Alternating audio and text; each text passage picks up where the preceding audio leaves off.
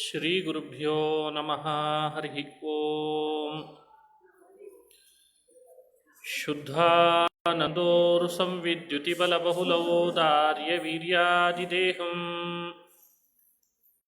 ಚಿಂತಾಸಂತಾಪಲೇಪೋದ್ವಮುಖರಾಶೇಷದೋಷಾತಿದೂರಂ ಸದ್ಭಿರ್ವೈರಾಗ್ಯಭಕ್ತಿಶ್ರುತಿಮತಿನಿಯತಧ್ಯಾನಜಜ್ಞಾನಯೋಗಾತ್ ಗಮ್ಯಂ ವಂದೇ ಮುಕುಂದಾವಿಧಮಮಲಮಲಂ ಬ್ರಹ್ಮವೇದಾಂತವೇದ್ಯಂ ಅಭ್ರಮಂ ಭಂಗರಹಿತಂ ಅಜಡಂ ವಿಮಲಂ ಸದಾ ಆನಂದತೀರ್ಥಮತುಳಂ ಭಜೆ ತಾಪತ್ರಯಾಪಹಂ ಮುಕೋಪಿ ಯತ್ಪ್ರಸಾದೇನ ಮುಕುಂದಶಯನಾಯತೆ ರಾಜರಾಜಾಯತೆ ರಿಕ್ತೋ ರಾಘವೇಂದ್ರಂ ತಮಾಶ್ರಯೇ. ಆಪಾದಮೌಲಿಪರ್ಯಂತಂ ಗುರುಣಾಮಾಕೃತಿಂ ಸ್ಮರೇತ್ ತೇನ ವಿಘ್ನಾಃ ಪ್ರಣಶ್ಯಂತಿ ಮನೋರಥಾಃ. ಬ್ರಹ್ಮರುದ್ರಾದಿವಂದ್ಯಂ ತ್ವಾಂ ಭಜೆ ವೆಂಕಟನಾಯಕಂ ನಿವಾರಯಾಶ್ವನಿಷ್ಟಾನಿ ಸಾಧಯೇಷ್ಟಾನಿ ಮಾಧವ. ಶ್ರಿಯಃ ಕಾಂತಾಯ ಕಲ್ಯಾಣನಿಧಯೇ ನಿಧಯೇರ್ಥಿನಾಂ ಶ್ರೀಮದ್ವೆಂಕಟನಿವಾಸಾಯ ಶ್ರೀನಿವಾಸಾಯ ಮಂಗಲಂ. ಶ್ರೀ ಹರಿವಾಯು ಗುರುಗಳ ಚರಣಾರವಿಂದಗಳಲ್ಲಿ ಭಕ್ತಿಪೂರ್ವಕ ಪ್ರಣಾಮಗಳನ್ನು ಅರ್ಪಿಸಿ, ಶರನ್ನವರಾತ್ರಿಯ ಪರ್ವಕಾಲದಲ್ಲಿ ಶ್ರೀನಿವಾಸ ಕಲ್ಯಾಣದ ಕೆಲವು ಕಥೆಯ ಸಂದೇಶಗಳನ್ನು 2 ದಿನಗಳಿಂದ ಅನುಸಂಧಾನ ಮಾಡ್ತಾ ಬಂದಿದ್ದೇವೆ. ಇವತ್ತು ಕೂಡ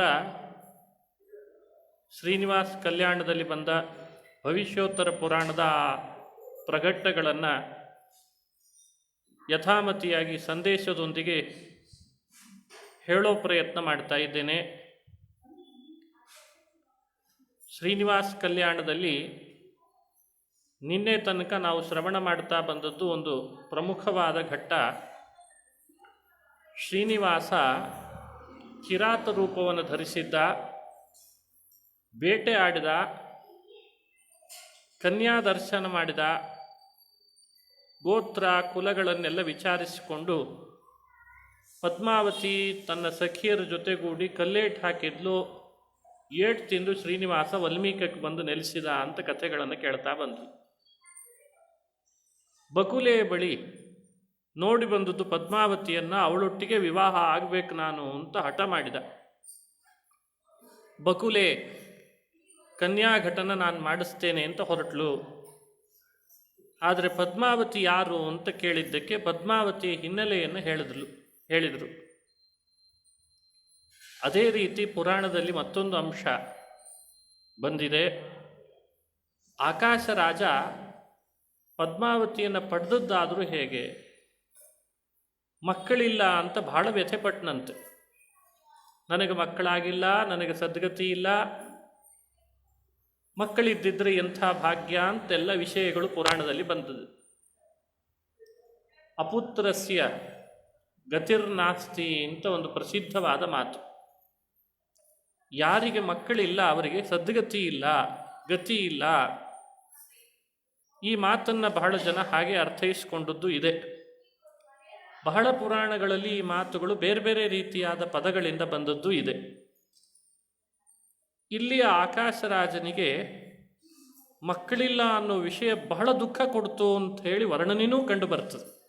ಬೃಹಸ್ಪತ್ಯಾಚಾರ್ಯನ ಕಳಿಸಿ ಕಣ್ಣೀರು ಸುರಿಸಿಬಿಟ್ನಂತೆ ಆಕಾಶರಾಜ. ಅಷ್ಟ್ಯಾಕೆ ವ್ಯಥೆ ಪಡ್ತಿದ್ದಿ, ನಿನಗೊಂದು ಉಪಾಯ ಹೇಳ್ತೇನೆ ಅಂತ ಅವರು ಯಜ್ಞ ಮಾಡಲಿಕ್ಕೆ ಹೇಳಿದರು.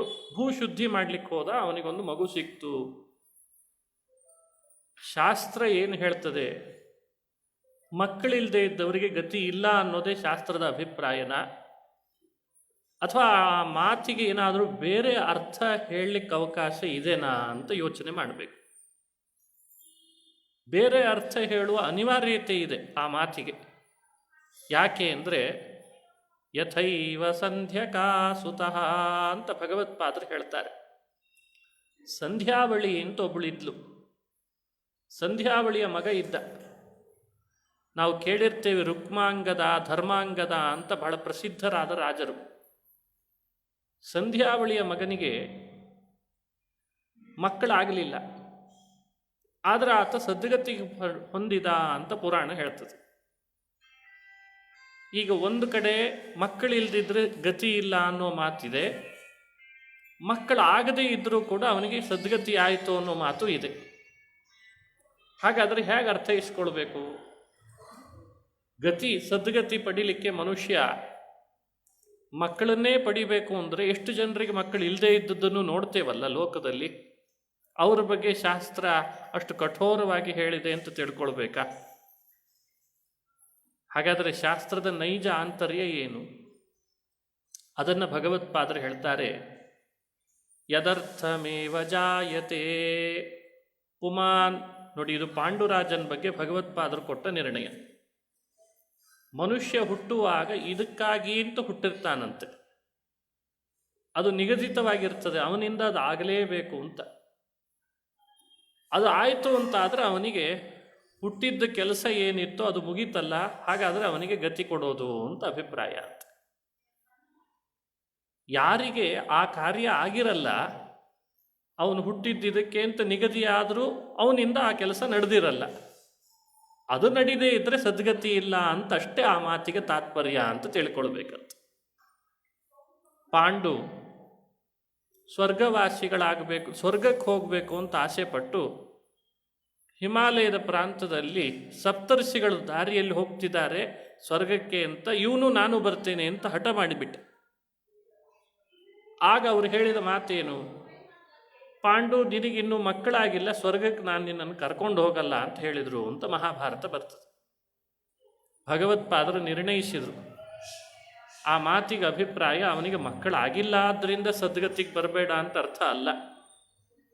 ನೀನು ಭೂಮಿಗೆ ಬಂದದ್ದೇ ಪಾಂಡವರಂಥವರನ್ನು ಸಮಾಜಕ್ಕೆ ಕೊಡಲಿಕ್ಕೆ, ಅದು ಮೊದಲೇ ನಿಗದಿಯಾಗಿತ್ತು, ನೀನು ಬರೋಕ್ಕಿಂತ ಮೊದಲೇ.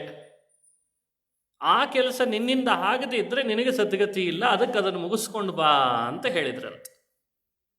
ನೋಡಿ, ಈ ಸನ್ನಿವೇಶಗಳನ್ನು ನಾವು ಹಾಗೆ ಅರ್ಥೈಸ್ಕೊಳ್ಬೇಕು. ಆಕಾಶರಾಜ ಭೂಮಿಗೆ ಬಂದದ್ದೇ ಹಿಂದೆ ಮಾಧವನಾದಾಗ ಎಷ್ಟೋ ಪಾಪಗಳನ್ನು ಮಾಡಿ ಪಶ್ಚಾತ್ತಾಪಪಟ್ಟು ಪ್ರಾಯಶ್ಚಿತ್ತ ಮಾಡಿಕೊಳ್ಳಿಕ್ಕೆ ಅಂತ ಬಂದಿದ್ದ. ಮೇಲಾಗಿ ಪದ್ಮಾವತಿಯನ್ನು ಭೂಮಿಗೆ ಕೊಟ್ಟು ಅಳಿಯನನ್ನು ಶ್ರೀನಿವಾಸನನ್ನು ಮಾಡಿಕೊಳ್ಬೇಕು ಅಂತ ಅವನಿಗೆ ವರ ಇತ್ತು. ಮಾಧವನಾದಾಗ ಬ್ರಹ್ಮದೇವರೇ ವರ ಕೊಟ್ಟಿದ್ರು ಅವನಿಗೆ, ಮುಂದೆ ನಿನ್ನ ಆಕಾಶರಾಜ ಅನ್ನೋ ಜನ್ಮದಲ್ಲಿ ಜಾಮಾತಾಚ ಜಗತ್ಪತಿ ಭವಿಷ್ಯತಿ, ಈ ದೇಹ ಬಿಟ್ಬಿಡು, ಅಳಿಯನಾಗ್ತಾನೆ ನಿನಗೆ ಜಗತ್ಪತಿ. ಹಾಗಾಗಿ ಮಾಧವ, ನಿನ್ನ ಪಾಪಗಳೆಲ್ಲ ಕಳೆದು ಹೋಗಿದೆ, ನೀನಿನ್ನು ವ್ಯಥೆ ಪಡಬೇಡ, ನೀನು ಆಕಾಶ ರಾಜನಾಗು ಅಂತ ಹೇಳಿದ್ರಂತೆ. ಇಷ್ಟು ಹೇಳಿದಂಥ ಮಾತು ಬ್ರಹ್ಮದೇವರದ್ದು, ಸುಳ್ಳಾಗ್ಲಿಕ್ಕೆ ಸಾಧ್ಯನಾ? ಹಾಗಾದರೆ ಅವನು ನಿಗದಿತ ವ್ಯವಸ್ಥೆಗೆ ಒಳಪಟ್ಟವನು ಆಕಾಶರಾಜ. ಭೂಮಿಗೆ ಹುಟ್ಟಲೇಬೇಕು, ಅವನಿಗೆ ಅಂತ ಒಂದು ಮಗು ಆಗಲೇಬೇಕು, ಅವಳನ್ನು ಕನ್ಯಾದಾನ ಮಾಡಿ ಶ್ರೀನಿವಾಸನಿಗೆ ಕೊಡಲೇಬೇಕು. ಆ ಕಾರ್ಯ ಆಗದಿದ್ದರೆ ಸದ್ಗತಿ ಇಲ್ಲ ಅಂತ ಹೇಳಿ ಅವನು ರೋಧಿಸಿದ ಅಂತ ವ್ಯಾಖ್ಯಾನ ಮಾಡಬೇಕು. ನೋಡಿ, ಶಾಸ್ತ್ರಗಳಲ್ಲಿ ಈ ತರಹ ವ್ಯಾಖ್ಯಾನ ಮಾಡಿದ ಮತ್ತೊಬ್ಬ ದಾರ್ಶನಿಕರನ್ನು ನೀವು ನೋಡಲಿಕ್ಕೆ ಸಾಧ್ಯ ಇಲ್ಲ. ಅಂದರೆ ಶ್ರೀ ಸಾಮಾನ್ಯರನ್ನು ಯಾವ ಕಾರಣಕ್ಕಾದರೂ ಸರಿ, ಒಳಗಡೆ ಒಂದು ಅರ್ಹತೆ ಚೆನ್ನಾಗಿದೆ ಅಂದರೆ ಅವನು ಪಾಪ ಮಾಡಿದಾನೋ ಪುಣ್ಯ ಮಾಡಿದಾನೋ, ಅಥವಾ ಅವನಿಗೆ ಮಕ್ಕಳಾಗಿದೆಯೋ ಆಗಿಲ್ವೋ, ಕುಟುಂಬದಲ್ಲಿ ಬಹಳ ಚೆನ್ನಾಗಿದ್ದಾನೋ ಚೆನ್ನಾಗಿಲ್ವೋ, ಅದು ಮುಖ್ಯ ಆಗಲ್ಲ. ಒಳಗಡೆ ಒಳ್ಳೆಯ ಅರ್ಹತೆ ಇದೆ, ಅವನಿಂದ ಆಗಬೇಕಾದ ಸತ್ಕರ್ಮಗಳು ನಡೆದಿದ್ದಾವೆ, ಅವನಿಗೊಳ್ಳೆ ತಿಳುವಳಿಕೆ ಇದೆ ಅಂದರೆ ಭಗವಂತ ಆ ಭಕ್ತಿಗೆ, ಅವನ ತಿಳುವಳಿಕೆಗೆ, ಅವನ ಜ್ಞಾನಕ್ಕೆ ಅನುಗ್ರಹ ಮಾಡೇ ಬಿಡ್ತಾನೆ, ಸದ್ಗತಿ ಕೊಟ್ಟೇ ಕೊಡ್ತಾನೆ. ಇಷ್ಟೇ ತತ್ವ. ಹಾಗಾಗಿ ಲೋಕದ ವ್ಯವಸ್ಥೆಗಳು, ಕುಟುಂಬದಲ್ಲಿ ಮಕ್ಕಳನ್ನು ಪಡೆಯೋದಿರ್ಬೋದು, ವಿವಾಹ ಆಗೋದಿರ್ಬೋದು, ಇನ್ನಿತರ ವ್ಯವಸ್ಥೆಗಳೆಲ್ಲ ಅದನ್ನು ಮೋಕ್ಷಕ್ಕೆ ತಗಲು ಹಾಕಬಾರ್ದು ಅಂತ ಅಭಿಪ್ರಾಯ. ನಾವು ಮೋಕ್ಷಕ್ಕೆ ಅದನ್ನು ತಗಲು ಹಾಕಿಬಿಟ್ರೆ ಎಲ್ಲ ಬಿಗಡಾಯಿಸ್ಲಿಕ್ಕೆ ಶುರು ಆಗ್ತದೆ. ಇಷ್ಟು ನಿಚ್ಚಳವಾಗಿ ಶಾಸ್ತ್ರದ ತಿಳುವಳಿಕೆಯನ್ನು ಕೊಟ್ಟ ಭಗವತ್ಪಾದರ ನಿರ್ಣಯ ನಾವು ಯಾವತ್ತೂ ಅನುಸರಣೆ ಮಾಡಿಕೊಂಡು ಹೋಗಲಿ ಅಂತ ತಿಳಿಸ್ತಾರೆ. ಇದನ್ನು ಆಕಾಶರಾಜ ಮಕ್ಕಳಿಗಾಗಿ ವ್ಯಥೆಪಟ್ಟ ಅನ್ನೋ ಅಂಶಕ್ಕೆ ಕೊಟ್ಟದ್ದು. ಸರಿ, ಪದ್ಮಾವತಿ ಯೌವನಕ್ಕೆ ಕಾಲಿಟ್ಟು ಹೂತೋಟಕ್ಕೆ ಅಂತ ಬಂದಾಗ ಮತ್ತೊಂದು ಘಟನೆ ನಡೆದದ್ದನ್ನು ಪುರಾಣ ಉಲ್ಲೇಖಿಸ್ತದೆ. ನಾರದರು ವೃದ್ಧ ವೇಷದಲ್ಲಿ ಬಂದ್ರಂತೆ, ವೃದ್ಧನ ವೇಷದಲ್ಲಿ. ನಾನು ನಿನ್ನ ಹಸ್ತರೇಖೆಯನ್ನು ನೋಡ್ತೇನೆ. ನಾನು ಹಸ್ತಶಾಸ್ತ್ರ, ಸಾಮುದ್ರಿಕ ಶಾಸ್ತ್ರ ಅಂತ ಅದರ ಹೆಸರು. ಬಹಳ ಪ್ರಾಚೀನವಾದ ಶಾಸ್ತ್ರವೇ ಅದು. ಈಗೀಗ ವ್ಯಾಪಾರೀಕರಣ ಆಗಿದೆ, ಅದು ಸಹಜ ಅಲ್ಲ. ಎಲ್ಲ ಶಾಸ್ತ್ರವೂ ವ್ಯಾಪಾರೀಕರಣ ಆಗಿದೆ, ಅದರ ಬಗ್ಗೆ ಹೆಚ್ಚು ಚರ್ಚೆ ಬೇಡ. ಮತ್ತು ನಮ್ಮ ಕೈಯಲ್ಲಿ ಸಿಕ್ಕಾಕೊಂಡ್ರೆ ಅದು ವ್ಯಾಪಾರೀಕರಣ ಆಗೋದ್ರಲ್ಲೇನು ಬಹಳ ಸಮಯ ತಗೊಳ್ಳೋದಿಲ್ಲ. ಸಾಮುದ್ರಿಕ ಶಾಸ್ತ್ರ ನಾರದರು ಬಲ್ಲವರು, ಅವರಿಗೆ ಗೊತ್ತಿದೆ. ಅವರು ಪದ್ಮಾವತಿಯ ಬಳಿಗೆ ಬಂದು, ನನ್ನ ಬಗ್ಗೆ ಸಂಶಯ ಪಡಬೇಡ, ನಿನ್ನ ತಂದೆಯ ಸಮಾನ ನಾನು. ಇನ್ನೂ ಬಂದಿರಲಿಲ್ಲ ಆಗ ಕಿರಾತ. ಅವಳನ್ನು ನೋಡಿ ನಿನ್ನ ಕೈ ತೋರಿಸು, ನಿನ್ನ ಮುಖ, ನಿನ್ನ ಕಂಠ, ನಿನ್ನ ಭುಜಗಳು, ನಿನ್ನ ಹೃದಯ ಹಾಗೂ ನಾಭಿ, ಇಡೀ ದೇಹವನ್ನು ವರ್ಣನೆ ಮಾಡಿದ್ದಾರೆ ನಾರದರು ಅವಳಿಗೆ. ಒಂದೊಂದು ಹೇಗಿತ್ತು ಅಂತ ಪದ್ಮಾವತಿಯ ಸೌಂದರ್ಯವನ್ನು ನಾರದರ ಮುಖದಲ್ಲಿ ಪುರಾಣ ಹೇಳಿಸ್ತದೆ. ಒಂದು ಕಾವ್ಯ ಅಂತಾಗಬೇಕಾದ್ರೆ ನಾಯಕ ಹಾಗೂ ನಾಯಕಿಯರ ವರ್ಣನೆ ಇರಲೇಬೇಕು ಅಂತ ಕೇಳ್ತೇವೆ ನಾವು ಲೋಕದ ಕಾವ್ಯದಲ್ಲಿ. ಪುರಾಣದಲ್ಲಿ ಅದನ್ನೇ ನಿರ್ಬಂಧ ಅಂತಲ್ಲ. ಪುರಾಣ ಅಂತಾಗಬೇಕಾದ್ರೆ ಲಕ್ಷಣಗಳು ಬೇರೆ ಇದ್ದಾವೆ. ಸರ್ಗ, ಪ್ರತಿಸರ್ಗ ಅಂತ ವ್ಯವಸ್ಥೆ ಹೇಳ್ತಾರೆ, ಅದು ಬೇರೆ. ಆದರೂ ಮುಂದೆ ನಡೀತಾ ಇರೋದು ವಿವಾಹ. ಆ ವಿವಾಹಕ್ಕೆ ಅನುಗುಣವಾಗಿ ಕನ್ಯೆಯನ್ನು ಕನ್ಯಾದಾನ ಮಾಡಬೇಕಾದ್ರೆ ಮಾಡಿಸ್ಕೊಳ್ಳೋವನಾಗಲಿ ಹಾಗೂ ವರ, ಕನ್ಯಾದಾನ ಮಾಡಿಸ್ಕೊಳ್ಳಿಕ್ಕೆ ಅಂತಿರುವ ವರ ಅವನು ಹೇಗಿರಬೇಕು, ಇವಳು ಹೇಗಿರಬೇಕು ಅಂತ ಒಂದು ಧರ್ಮಶಾಸ್ತ್ರ ಹೇಳ್ತದೆ. ಅದಕ್ಕೆ ಅನುಗುಣ ಪುರಾಣಗಳಲ್ಲಿ ಕನ್ಯೆಯ ವರ್ಣನೆಯನ್ನು ಮಾಡಿ ತೋರಿಸ್ತಾರೆ. ಹಾಗಾಗಿ ಇಂಥಿಂಥ ಕನ್ಯೆಯನ್ನು ವಿವಾಹಕ್ಕೆ ಯೋಗ್ಯ ಅಲ್ಲ ಅಂತ ಮಾಡಿದ್ದು ಇದೆ.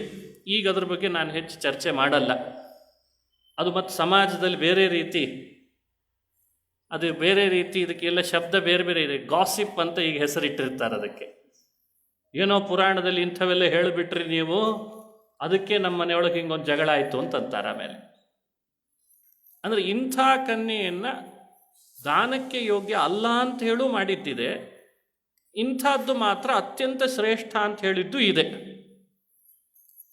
ಆ ಕಾರಣದಿಂದಲೇ ಈ ಪುರಾಣದಲ್ಲಿ ಪದ್ಮಾವತಿ ಎಷ್ಟು ಶ್ರೇಷ್ಠಳಾಗಿದ್ಲು, ಇವಳಿಗಿಂತ ಶ್ರೇಷ್ಠ ಮತ್ತೆ ಇನ್ಯಾರ ಕನ್ಯೆ ಅಂತ ಸಮಾಜಕ್ಕೆ ಪರಿಚಯಿಸಲಿಕ್ಕೆ ಅವಳ ದೇಹದ ಲಕ್ಷಣಗಳನ್ನೆಲ್ಲ ವರ್ಣನೆ ಮಾಡ್ತಾರೆ. ಅವಳ ಪಾದಗಳು ಹೇಗಿದ್ದು, ಮೊಣಕಾಲು ಹೇಗಿತ್ತು, ಅವಳುಟ್ಟ ಬಟ್ಟೆಗಳು ಹೇಗೆ, ಅವಳು ಹಾಕ್ಕೊಂಡ ಆಭರಣ ಎಲ್ಲವನ್ನು ವರ್ಣನೆ ಮಾಡಿದ್ದಾರೆ. ಅದನ್ನು ನಾರದರನ್ನು ನಿಮಿತ್ತ ಮಾಡಿಕೊಂಡು ಹೇಳ್ತು ಅಂತ ತಿಳ್ಕೊಳ್ಬೇಕು. ಕೈ ತೋರಿಸು ಅಂದಾಗ ಮೊದಲು ಲಜ್ಜೆ ಪಟ್ಲು. ನಾನು ನಿನ್ನ ತಂದೆಯ ಸಮಾನ ಅಂದಾಗ ತೋರಿಸಿದ ಕೂಡಲೇ ಭವಿಷ್ಯ ನುಡಿದ್ರಂತೆ, ನಿನಗೆ ವರನಾಗಿ ಬರುವವನು ಸಾಕ್ಷಾತ್ ಜಗತ್ಪತಿ ಶ್ರೀನಿವಾಸ, ಜಗತ್ತಿನ ಸೃಷ್ಟಿ ಸ್ಥಿತಿ ಲಯಗಳನ್ನು ಮಾಡುವವ, ಗುಣಪೂರ್ಣನಾದವನು ಅಂತ ಅವಳ ಬುದ್ಧಿಯಲ್ಲಿ ಆ ಭಗವಂತನ ಬಗ್ಗೆ ಒಂದು ಕಲ್ಪನೆ ಕೊಟ್ಟು ನಾರದರು ಅಲ್ಲಿದ ಅದೃಶ್ಯರಾದರು ಅಂತ ಪುರಾಣ ಹೇಳ್ತದೆ. ಇದು ಒಂದು ಶುಭ ಸೂಚನೆ. ಸಾಮುದ್ರಿಕ ಶಾಸ್ತ್ರಗಳನ್ನು ತಾತ್ಸಾರ ಮಾಡೋದು ದೊಡ್ಡಿಷ್ಟಕ್ಕೆ ಅಲ್ಲ. ಬುದ್ಧಿವಂತರಾದವರು ಇಂಥ ಶುಭ ಸೂಚನೆಗಳನ್ನು ಕೂಡ ವಿಶ್ವಾಸ ಮಾಡಲಿಕ್ಕೆ ಸಾಧ್ಯ ಅಂತ ತೋರಿಸ್ತದೆ ಪುರಾಣ. ಇತ್ತೀಚೆಗೆ ಶ್ರದ್ಧೆಗಿಂತ ಅಶ್ರದ್ಧೆ ಜಾಸ್ತಿ, ವಿಶ್ವಾಸಕ್ಕಿಂತ ಅವಿಶ್ವಾಸ ಜಾಸ್ತಿ. ಆದರೆ ಭವಿಷ್ಯ ನುಡಿದು ಹೋದ್ರಂತೆ ನಾರದರು ಅಂತ ಪುರಾಣ ಉಲ್ಲೇಖ ಮಾಡ್ತದೆ. ಅದನ್ನು ನಾವು ನೆನಪಿಟ್ಟುಕೊಳ್ಬೇಕು. ಅದಾದ ಮೇಲೆ ಪದ್ಮಾವತಿ ಮೂರ್ಛೆ ಬಿದ್ದಿದ್ದಾಳೆ, ಎದ್ದೇಳಲಿಲ್ಲ. ಇಲ್ಲಿ ಶ್ರೀನಿವಾಸ ಬಕುಲೆಯನ್ನು ಕನ್ಯಾಘಟನೆ ಮಾಡಿಸು ಅಂತ ಹಠ ಹಿಡ್ದ. ಬಕುಲೆ ಅಲ್ಲಿದ ಹೊರಟ್ಲು. ಹೋಗುವಾಗ ದಾರಿ ನನಗೆ ಗೊತ್ತಿಲ್ಲ ಅಂತ ಆಳತ್ತೆ ಪಾಪ. ಅವಳು ಮುಗ್ಧಳು ಬಕುಲೆ. ನೀನಾಗಿ ಹೋಗ್ಲಿಕ್ಕೆ ದಾರಿ ಗೊತ್ತಾಗದೇ ಇದ್ರೆ ಒಂದು ಕುದುರೆ ನಾನೇ ಕಳಿಸ್ತೇನೆ ಅಂತ ತಾನೇ ಒಂದು ಕುದುರೆ ತರಿಸಿದ. ಆ ಕುದುರೆ ಮೇಲೆ ನೀನು ಕೂಡು, ಅದು ಕರ್ಕೊಂಡು ಹೋಗ್ತದೆ. ಕೆಳಗಡೆ ಬೆಟ್ಟ ಇಳಿದು ಕೂಡಲೇ ಕಪಿಲೇಶ್ವರ ಕಾಣಿಸ್ತಾನೆ, ನನ್ನ ಮದುವೆ ಸಲುವಾಗಿ ಅವನನ್ನು ಬೇಡ್ಕೋ ಅಂತ ಹೇಳಿದ್ದಂತೆ. ಆಮೇಲೆ ಮುಂದೆ ಸುವರ್ಣಮುಖರಿ ಅಂತ ನದಿ ಕಾಣಿಸ್ತದೆ. ಆ ನದಿ ತೀರದಲ್ಲಿ ಅಗಸ್ತ್ಯರ ಆಶ್ರಮ ಇದೆ. ಅಗಸ್ತ್ಯೇಶ್ವರ ಅಂತಿದ್ದಾನೆ, ಅವರಿಗೂ ಹೇಳು ನನ್ನ ವಿವಾಹ ನಿರ್ವಿಘ್ನವಾಗಿ ಆಗಲಿ ಅಂತ. ಅಲ್ಲಿಂದ ಮುಂದೆ ಪ್ರಯಾಣ ಮಾಡಿದರೆ ರಾಮಕೃಷ್ಣರ ದೇವಸ್ಥಾನ ಬರ್ತದೆ. ಅವರನ್ನು ಪ್ರಾರ್ಥನೆ ಮಾಡ್ಕೊಂಡು ನಿನ್ನ ಸಹೋದರನ ವಿವಾಹ ನಿರ್ವಿಘ್ನವಾಗಿ ಮಾಡಿಸ್ರಿ ಅಂತನು. ರಾಮಕೃಷ್ಣರನ್ನ ತನ್ನ ಸಹೋದರ ಅಂತ ಹೇಳ್ಕೊಂಡ ಅಂತಿದೆ ಪುರಾಣದಲ್ಲಿ. ಅದರಿಂದ ಮುಂದೆ ಹೋಗು, ಅಲ್ಲೊಂದು ಶಿವನ ದೇವಸ್ಥಾನ, ಮುಂದೆಲ್ಲ ನಿನಗೆ ದಾರಿ ಗೊತ್ತಾಗ್ತದೆ ಅಂತ ಹೇಳೇ ಕಳಿಸಿದ್ದ ಸರ್ವಜ್ಞ. ಈ ಘಟ್ಟ ಪುರಾಣದಲ್ಲಿ ಶ್ರೀನಿವಾಸನ ಬಾಯಲ್ಲಿ ಬಂದದ್ದು ತನ್ನ ತಾಯಿಗೇನಿದೆ, ಇದು ಏನು ಸೂಚಿಸ್ತದೆ? ಮನೆಯಲ್ಲೊಂದು ಕಲ್ಯಾಣ ಆಗಬೇಕಾದ್ರೆ ಇಷ್ಟೆಲ್ಲ ದೇವತೆಗಳೆಲ್ಲ ಆಶೀರ್ವಾದ ಮಾಡಿದರೆ ಮಾತ್ರ ಸಾಧ್ಯ ಅನ್ನೋ ಕಲ್ಪನೆಯನ್ನು ಪುರಾಣ ಕೊಡ್ತದೆ. ವಿವಾಹ ಬಂಧನ ಬಹುಜನರ ಆಶೀರ್ವಾದದ ಫಲವಾಗಿ ಆಗಬೇಕು, ಆವಾಗ ಅದು ಗಟ್ಟಿಮುಟ್ಟಾಗಿ ಉಳಿತದೆ ಅನ್ನೋ ಸಂದೇಶ ಕೊಡಲಿಕ್ಕೆ ಸ್ವತಃ ಶ್ರೀನಿವಾಸ ಕಪಿಲೇಶ್ವರನ ಬಳಿಗೆ ಹೋಗು, ಸುವರ್ಣಮುಖರಿ ನದಿಗೆ ಹೋಗು, ರಾಮಕೃಷ್ಣರ ದೇವಸ್ಥಾನಕ್ಕೆ ಹೋಗು ಅಂತ ತಾಯಿಗೆ ಹೇಳಿ ಕಳಿಸ್ತಾರೆ. ಅಂದರೆ ವರ್ಣ ಕಡೆಯವ್ರದ್ದು ಜವಾಬ್ದಾರಿ ದೊಡ್ಡದಿದೆ ಅಂತಾಯ್ತು. ಹಾಗಾಗಿ ವರ್ಣ ಕಡೆಯಾದ ಬಕುಳೆಗೆ ಭಗವಂತ ವಹಿಸಿಕೊಟ್ಟ ಜವಾಬ್ದಾರಿ ಏನು ಅಂದರೆ ದೇವತೆಗಳನ್ನು ಪ್ರಾರ್ಥನೆ ಮಾಡ್ಕೋ, ಒಳ್ಳೆ ಕನ್ಯೆ ಮನೆಗೆ ಬರಲಿ ಅಂತ ಹೇಳಿಕೊಟ್ನಂತೆ. ಈಗೆಲ್ಲ ಗಂಡು ಹೆತ್ತಂಥ ಅನೇಕ ತಾಯಂದ್ರಿಗೆ ಒಳ್ಳೆ ಹಣ ಇರೋ ಹೆಣ್ಣು ಬಂದರೆ ಸಾಕು ಅಂತ, ಎಲ್ರಿಗಲ್ಲ ಕೆಲವ್ರಿಗೆ ಆಗಿರ್ತದೆ.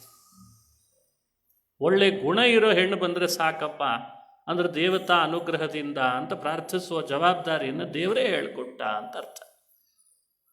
ಇನ್ನೊಂದು ಘಟ್ಟ ಮುಂದುವರೆದದ್ದು, ಭಗವಂತ ತಾನು ಬಕುಲೆಯನ್ನು ಕಳಿಸಿ ಆಲೋಚನೆ ಮಾಡಿದ್ದಂತೆ. ಅವಳೇನೋ ಹೋದ್ಲು.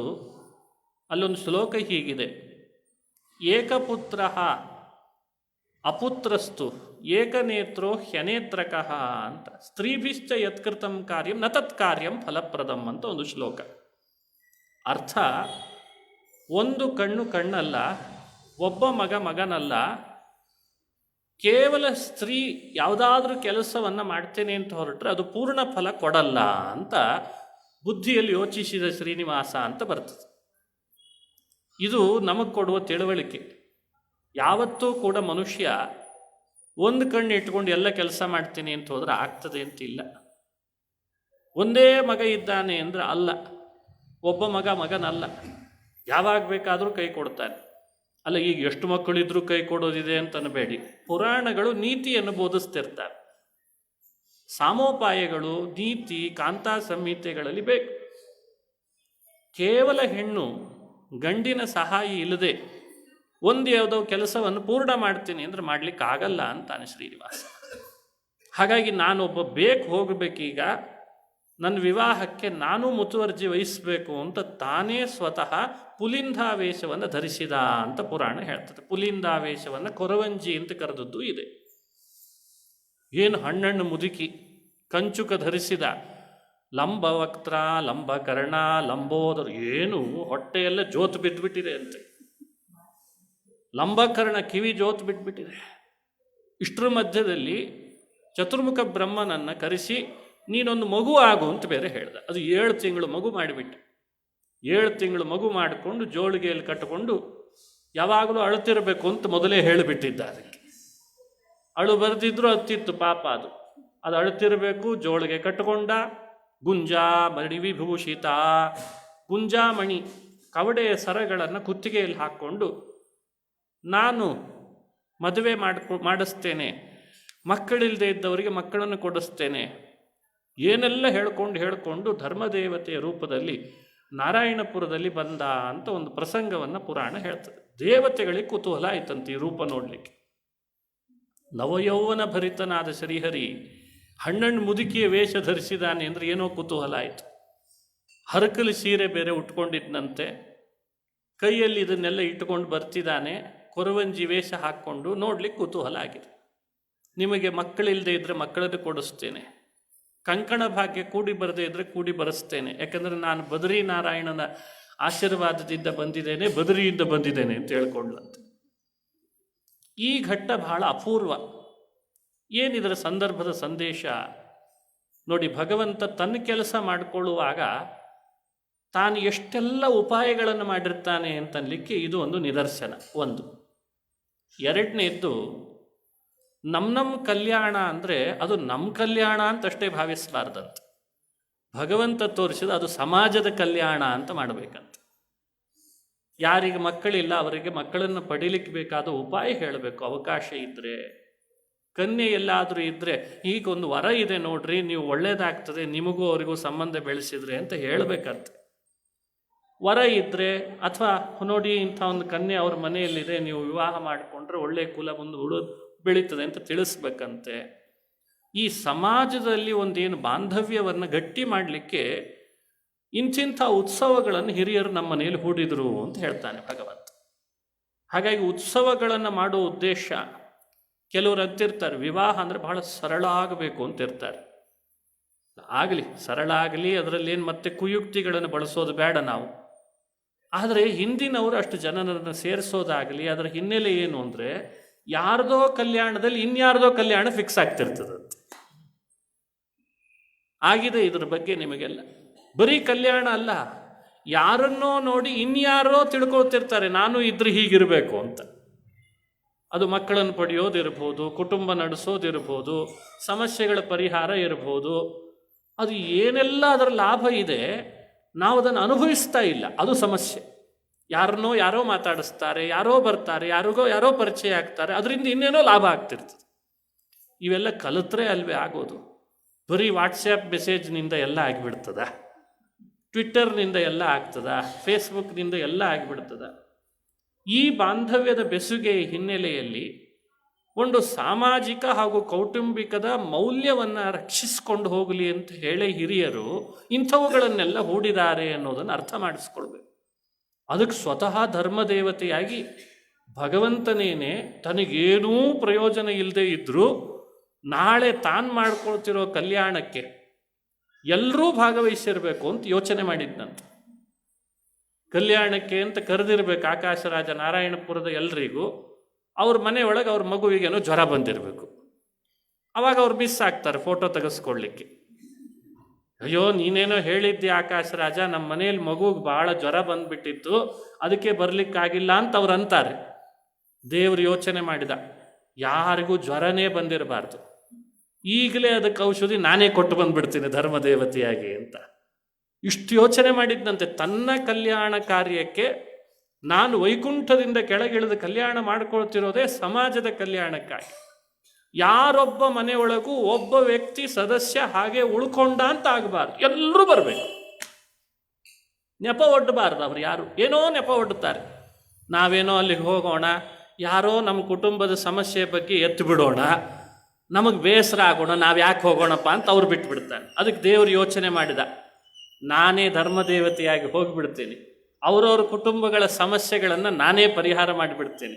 ಆವಾಗ ನನ್ನ ಕಲ್ಯಾಣಕ್ಕೆ ಅವ್ರು ಬರದೇ ಇರೋ ಹಾಗೆ ಆಗೋ ಹಾಗೆ ಇಲ್ಲ. ಇದು ಕಲ್ಯಾಣ ಅಂದರೆ ಇದು ಶ್ರೀನಿವಾಸ ಕಲ್ಯಾಣ ಅಲ್ಲ, ಶ್ರೀನಿವಾಸನನ್ನು ನಂಬಿದವರ ಕಲ್ಯಾಣ. ಅದಕ್ಕೆ ಶ್ರೀನಿವಾಸ ಕಲ್ಯಾಣ ಅಂತ ಹೆಸರಂತಿದಕ್ಕೆ. ಎಲ್ಲ ಥರದಿಂದ ಕಲ್ಯಾಣ ಮಾಡ್ತಿದ್ದಾನೆ ಭಗವಂತ. ಅದಕ್ಕೆ ಆ ಶ್ಲೋಕವನ್ನು ಸ್ಪಷ್ಟವಾಗಿ ಹೇಳ್ತದೆ. ಗೋವುಗಳಿಗೆ ಜ್ವರ ಬಂದರೆ ನಾನು ಪರಿಹಾರ ಮಾಡ್ತೀನಿ, ಮಾಟ ಮಂತ್ರ ಯಂತ್ರ ತಂತ್ರಗಳ ಬಾಧೆ ಇದ್ದರೆ ನಾನು ಪರಿಹಾರ ಮಾಡ್ತೀನಿ. ಹೋಗಿದಾನಂತೆ ಧರ್ಮದೇವತೆಯಾಗಿ ಶ್ರೀನಿವಾಸ. ನೋಡಿ, ಸರ್ವಶಕ್ತನಾದ ಶ್ರೀಹರಿ ಮಾಟ ಮಂತ್ರ ಯಂತ್ರ ತಂತ್ರಗಳನ್ನು ನಾನು ಪರಿಹಾರ ಮಾಡ್ತೀನಿ ಅಂತ ಒಬ್ಬ ಧರ್ಮದೇವತೆಯಾಗಿ ಹೋಗ್ತಾನೆ ಅಂದರೆ ಅವನ ಸಮಾಜದ ಕಳಕಳಿ ಎಷ್ಟಿರಬೇಕು ಯೋಚನೆ ಮಾಡಬೇಕು ನಾವು. ಇದು ಭಗವಂತ ತನ್ನ ಭಕ್ತರ ಮೇಲೆ ತೋರಿಸುವ ಕೃಪೆ. ಇದೊಂದು ಘಟ್ಟವನ್ನು ಅನುಸಂಧಾನ ಮಾಡಬೇಕು. ಧರಣಿ ಕರೆಸಿದ್ರು, ಹೇಳಿ ಕಳಿಸಿದ್ರು, ಮೊದಲು ಕರ್ಕೊಂಡು ಬಾ, ನನ್ನ ಮಗಳು ಎದ್ರೆ ಸಾಕಾಗಿದೆ ಅಂತ ಹೇಳಿ ಕಳಿಸಿದ್ರು. ಈತ ಬರಲಿಲ್ಲ. ದರಿದ್ರಾಹಂ ಸಾಬಾಲ ಭಾಗ್ಯ ಸಂಯುತ. ಅರೇ ಧರಣಿ ಹೇಳಿ ಕಳಿಸಿದಾಳೆ ಅಂತ ನಾನು ಬರಲಿಕ್ಕಾಗ್ತದೆಯೇ? ನನ್ನ ಬಟ್ಟೆ ಏನು, ನನ್ನ ವಸ್ತ್ರ ಏನು, ನನ್ನ ಮಗು ಏನು? ನಾನು ಬಹಳ ಬಡವಳು, ದರಿದ್ರಳು. ದೊಡ್ಡ ರಾಜನ ಮನೆಯೊಳಗೆ ಹೋಗಬೇಕು ಅಂದರೆ ಹೋದ ಮೇಲೆ ನಮ್ಮನ್ನು ಅವಮಾನ ಮಾಡ್ತಾರೆ, ಹೋಗಲ್ಲ ಅಂತಂತೆ. ಭಾರೀ ಶ್ರೀಮಂತರ ಮನೆಗೆ ಹೋಗಲಿಕ್ಕೆ ಮಧ್ಯಮ ವರ್ಗದ ಜನ ಹೆದರ್ತಾರೆ, ಇನ್ನು ಬಡವರಂತೂ ಇನ್ನೂ ಹೆದರ್ತಾರೆ. ಇದು ಸಮಾಜದ ಸ್ತರದಲ್ಲಿ ನೋಡ್ತೇವೋ ಇಲ್ಲೋ, ಅದನ್ನು ಅಂದೇ ಪುರಾಣದಲ್ಲಿ ಹೇಳಿಬಿಟ್ರು ವೇದವ್ಯಾಸರು. ಬಹುಶ್ರೀಮಂತಳಾದ ಆ ಧರಣಿಯ ಮನೆಗೆ ಬಹಳ ಬಡವಳಾದ ನಾನು ಹ್ಯಾಕೆ ಕಾಲಿಡ್ಲಿ, ನಮ್ಮನ್ನು ಅವರು ಅವಮಾನ ಮಾಡ್ತಾರೆ ಅಂತ ಸ್ಟೇಟಸ್ ಮೇಂಟೈನ್ ಮಾಡ್ತಾರೆ. ಇದನ್ನ ಬಿತ್ತರಿಸಿ ಹೇಳ್ತಾಳೆ, ನಾನು ದರಿದ್ರಳು, ಅವಳು ಶ್ರೀಮಂತಳು, ಅವಮಾನ ಮಾಡ್ಲಿಕ್ಕೆ ಕರೆದಿರ್ತಾಳೆ, ಬರಲ್ಲ ಅಂತ ಹೇಳ್ಬಿಡು ಅಂತಂದಂತೆ. ಕೊನೆಗೆ ಅವಳೇ ಓಡಿ ಬಂದ್ಲು, ಇಲ್ಲ ತಾಯಿ ನೀನು ಬರಲೇಬೇಕು, ನನ್ನ ಮಗಳನ್ನ ಎಬ್ಸಿದ್ರೆ ಸಾಕು ಅಂತ. ಇದು ಪುರಾಣಗಳು ನಮಗೆ ಹೇಳಿಕೊಡುವ ಮತ್ತೊಂದು ತಿಳುವಳಿಕೆ. ವೈಕುಂಠದಿಂದ ನಾರಾಯಣಪುರ ತನಕ ನಾನು ಬಂದಿದ್ದೇನೆ, ನನ್ನ ಒಳಗೆ ಕರ್ಕೊಂಡು ಬರಲಿಕ್ಕೆ ನೀನು ಸೇವಕಿಯನ್ನು ಕಳಿಸ್ತೀಯಾ ಅನ್ನಂತೆ ದೇವರು. ಸೇವಕಿಯನ್ನು ಕಳಿಸ್ತೀಯಾ, ಬಾ ನೀನೇ ಅಂತ. ರಾಜ ಮಾತೆ ಆದ್ರೆ ಏನು, ರಾಣಿ ಆದ್ರೆ ಏನು, ನನ್ನನ್ನು ನಿನ್ನ ಅವಶ್ಯಕತೆಗೆ ಕರಿತಿದ್ದಿ ಅಂದಾಗ ನೀನೇ ಬಂದು ಕರಿಬೇಕು ಅಂತ ಅಂದ್ಬಿಟ್ಟ ಭಗವಂತ. ಇದನ್ನು ನಾವು ಸಮಾಜದಲ್ಲಿ ಅರ್ಥೈಸ್ಕೊಳ್ಬೇಕು. ಭಗವಂತ ದೈವದ ಶಕ್ತಿಗಳನ್ನು ನಮ್ಮ ಶ್ರೀಮಂತಿಕೆಯಿಂದ ಅಳಿಲಿಕ್ಕೆ ಹೋಗಬಾರ್ದು ಅನ್ನೋ ತಿಳುವಳಿಕೆಯನ್ನು ಪುರಾಣಗಳು ಕೊಡ್ತಾರೆ. ಮಾಡಿಸ್ಬಿಡ್ರಿ, ನಮ್ಮ ಹೆಸರಲ್ಲೇ ಒಂದು ಸೇವಾ ಮಾಡಿಸ್ಬಿಡ್ರಿ, ನಾವು ಅಲ್ಲೇ ಫೋನ್ಪೇ ಮಾಡಿಬಿಡ್ತೀವಿ, ನಾವು ಬಂದರೂ ನಡೀತದೆ ಬರೆದಿದ್ರು ನಡೀತದೆ ಅಂತ. ಎಷ್ಟು ಜನ ಇಲ್ಲ ಇವತ್ತು 4 ಕಾಸು ಜಾಸ್ತಿ ಬಂದಿರಬಹುದು ನಮಗೆ, ಆದರೆ ದೈವ ಅಂತಂದಾಗ ಆ ರೀತಿ ನಾವು ತಾತ್ಸಾರ ಮಾಡೋದು ಸರಿಯಲ್ಲ. ಅದನ್ನು ಧರಣಿ ದೇವಿಗೆ ದೇವರು ಮಾತನಾಡುವಾಗಲೇ ವ್ಯಂಗ್ಯವಾಗಿ ಮಾತನಾಡಿ ಅವಳೇ ತನ್ನ ಬಳಿಗೆ ಬರುವ ಹಾಗೆ ಮಾಡಿಬಿಟ್ಟ. ಇದು ಭಗವಂತನ ಆಕರ್ಷಣೆ. ಅವಶ್ಯಕತೆ ನಿನಗಿದೆಯೋ ಅಥವಾ ನನಗಿದೆಯೋ ಅಂತ ತೋರಿಸಿದ ಭಗವಂತ. ಅವಳು ಸ್ವಾಗತ ಮಾಡಿ ಕರ್ಕೊಂಡು ಹೋದ್ಲು, ಬಂಗಾರದ ಸಿಂಹಾಸನದಲ್ಲಿ ಕೂಡಿಸಿದ್ಲು. ಇವಳು ತನ್ನ ಬುಟ್ಟಿ ಕೆಳಗಿಟ್ಟು ಮಗುನೊಂದು ತೊಡೆ ಮೇಲೆ ಹಾಕ್ಕೊಂಡು ಕೂತ್ಲಂತೆ. ಮೊದಲು ಸತ್ಯ ಹೇಳು, ನನ್ನ ಮಗಳು ಎದ್ರ ಸಾಕು ಅಂತ ಕೂಗಾಡ್ತಾ ಇದ್ದಾಳೆ ಪಾಪ. ಅವಳಿಗದು ಆತಂಕ, ಯಾವ ತಾಯಂದ್ರಿಗಿರಲ್ಲ ಮಕ್ಕಳ ಬಗ್ಗೆ. ಅದನ್ನು ಧರಣಿ ಆತಂಕ ವ್ಯಕ್ತಪಡಿಸಿದ್ಲು. ಅದಕ್ಕೆ ಗುಂಜಾ ಇವಳು ಹೇಳ್ತಾಳೆ, ಕೊರವಂಜಿ ಇಷ್ಟ್ಯಾಕೆ ಅವಸರ ಮಾಡ್ತಿದ್ದಿ ಅಂದ್ಲಂತೆ. ನಾನು ನಾರಾಯಣಪುರಕ್ಕೆ ಬಂದಾಗಿಂದ ಅಳ್ಲಿಕ್ಕೆ ಶುರು ಮಾಡಿದೆ, ಕೂಸು ಹೊಟ್ಟೆ ಹಸಿವಾಗಿದೆ, ಮೊದಲು ಒಂದಿಷ್ಟು ತಿನ್ಲಿಕ್ಕೆ ಕೊಡು ಆಮೇಲೆ ಹೇಳ್ತೇನೆ ಅಂತಂದ. ತಿನ್ಲಿಕ್ಕೆ ಕೊಡು ಅಂದದ್ದು ಕೂಡಲೇ ಅವಳು ಪಾಪ ಬಂಗಾರದ ಬಟ್ಲಲ್ಲಿ ಅನ್ನ ಹಾಕಿ ಹಾಲು ಹಾಕಿ ಸಕ್ಕರೆ ಹಾಕಿ ತಂದು ಮುಂದಿಟ್ರೆ ಅದನ್ನು ಈ ಮಗುಗೆ ತಿನ್ನಿಸ್ಲಿಕ್ಕೆ ಹೋದ್ರೆ ತಿನ್ನಬೇಕಲ್ರಿ, ಇದು ಬ್ರಹ್ಮ. ಅವನಷ್ಟು ಮಡಿ ಯಾರು ಮಾಡ್ತಾರೆ ಹೇಳ್ರಿ? ಮನೆಯಲ್ಲಿ ಸ್ವಲ್ಪ ಜಾಸ್ತಿ ಮಡಿ ಕಂಡ್ರೆ ಬ್ರಹ್ಮದೇವ್ರ ಹೆಸರು ತಗೊಳ್ಳೋರು ನಾವು ಬೈಯುವಾಗ. ಏನು ನಿಂದು ಬ್ರಹ್ಮನ ಮಡಿನಾ ಅಂತಿರ್ತೀವಿ. ಅಂದರೆ ಬ್ರಹ್ಮ ಅಂದರೆ ಎಷ್ಟು ತಾತ್ಸಾರ ಆಗಿದಾನಲ್ಲ ನಿಮ್ಮೆಲ್ಲ ಬಾಯಲ್ಲಿ. ಬೈಬೇಕಾಗಿರೋದು ಮಡಿಗೋ ಬ್ರಹ್ಮನಿಗೋ ಅಂತ ವಿವೇಕ ಇಲ್ಲ ನಮಗೆ. ಏನು ನೀನು ಬ್ರಹ್ಮನ ಮಡಿನಾ ಅಂತಂತೀವಿ. ನಿಜ ಅದು ನಿಜನೇ. ಬ್ರಹ್ಮ ಅಂದರೆ ಬ್ರಹ್ಮನೇ ಅದು. ದಿನನಿತ್ಯ ಸಕಲ ತೀರ್ಥಕ್ಷೇತ್ರಗಳಲ್ಲಿ ಸ್ನಾನ ಮಾಡಿ ಭಗವಂತನನ್ನು ಪೂಜಿಸುವ, ವೇದಗಳಲ್ಲಿ ವಿಹಿತವಾದ ಸರ್ವಧರ್ಮಗಳನ್ನು ತಾವು ಒಬ್ಬರೇ ಅಲ್ಲದೇನೆ ಎಲ್ಲ ಜೀವರಾಶಿಗಳೊಳಗೂ ಇದ್ದು ಮಾಡಿ ದೇವರಿಗೆ ಸಮರ್ಪಿಸುವ ಒಂದೇ ಒಂದು ಪರ್ಸನ್ ಅಂದರೆ ಅದು ಬ್ರಹ್ಮ ಮಾತ್ರ ಅಂತ ಹೇಳ್ತದೆ ಶಾಸ್ತ್ರ. ವಿಹಿತಂ ಸಮಸ್ತಂ ದೇವಾಹ ಶತಂ, 100% ಮಾಡ್ತಾರಂತೆ. ಅವರು ನಿಮ್ಮ ಹಾಗೆ ಆಲಸ್ಯ ಮಾಡಿದರೆ ನಮ್ಮ ಸ್ಥಿತಿ ಏನಾಗ್ತಿತ್ತು ಆಮೇಲೆ? ಇಲ್ಲೇ ಒಂಚೂರು ವೈಫೈ ಕನೆಕ್ಟ್ ಆಗದಿದ್ರೆ ಎಷ್ಟು ಜನರ ಮೇಲೆ ಬೈರಾಡಿರ್ತೀವಿ ನಾವು. ಹಾಗೆ ಸೃಷ್ಟಿಕರ್ತ ಬ್ರಹ್ಮ ಏನಾದರೂ ಸ್ವಲ್ಪ ಹೆಚ್ಚು ಕಡಿಮೆ ಮಾಡಿದ್ದ ಅಂದರೆ ನಮ್ಮ ಸ್ಥಿತಿ ಏನಾಗಬೇಡ.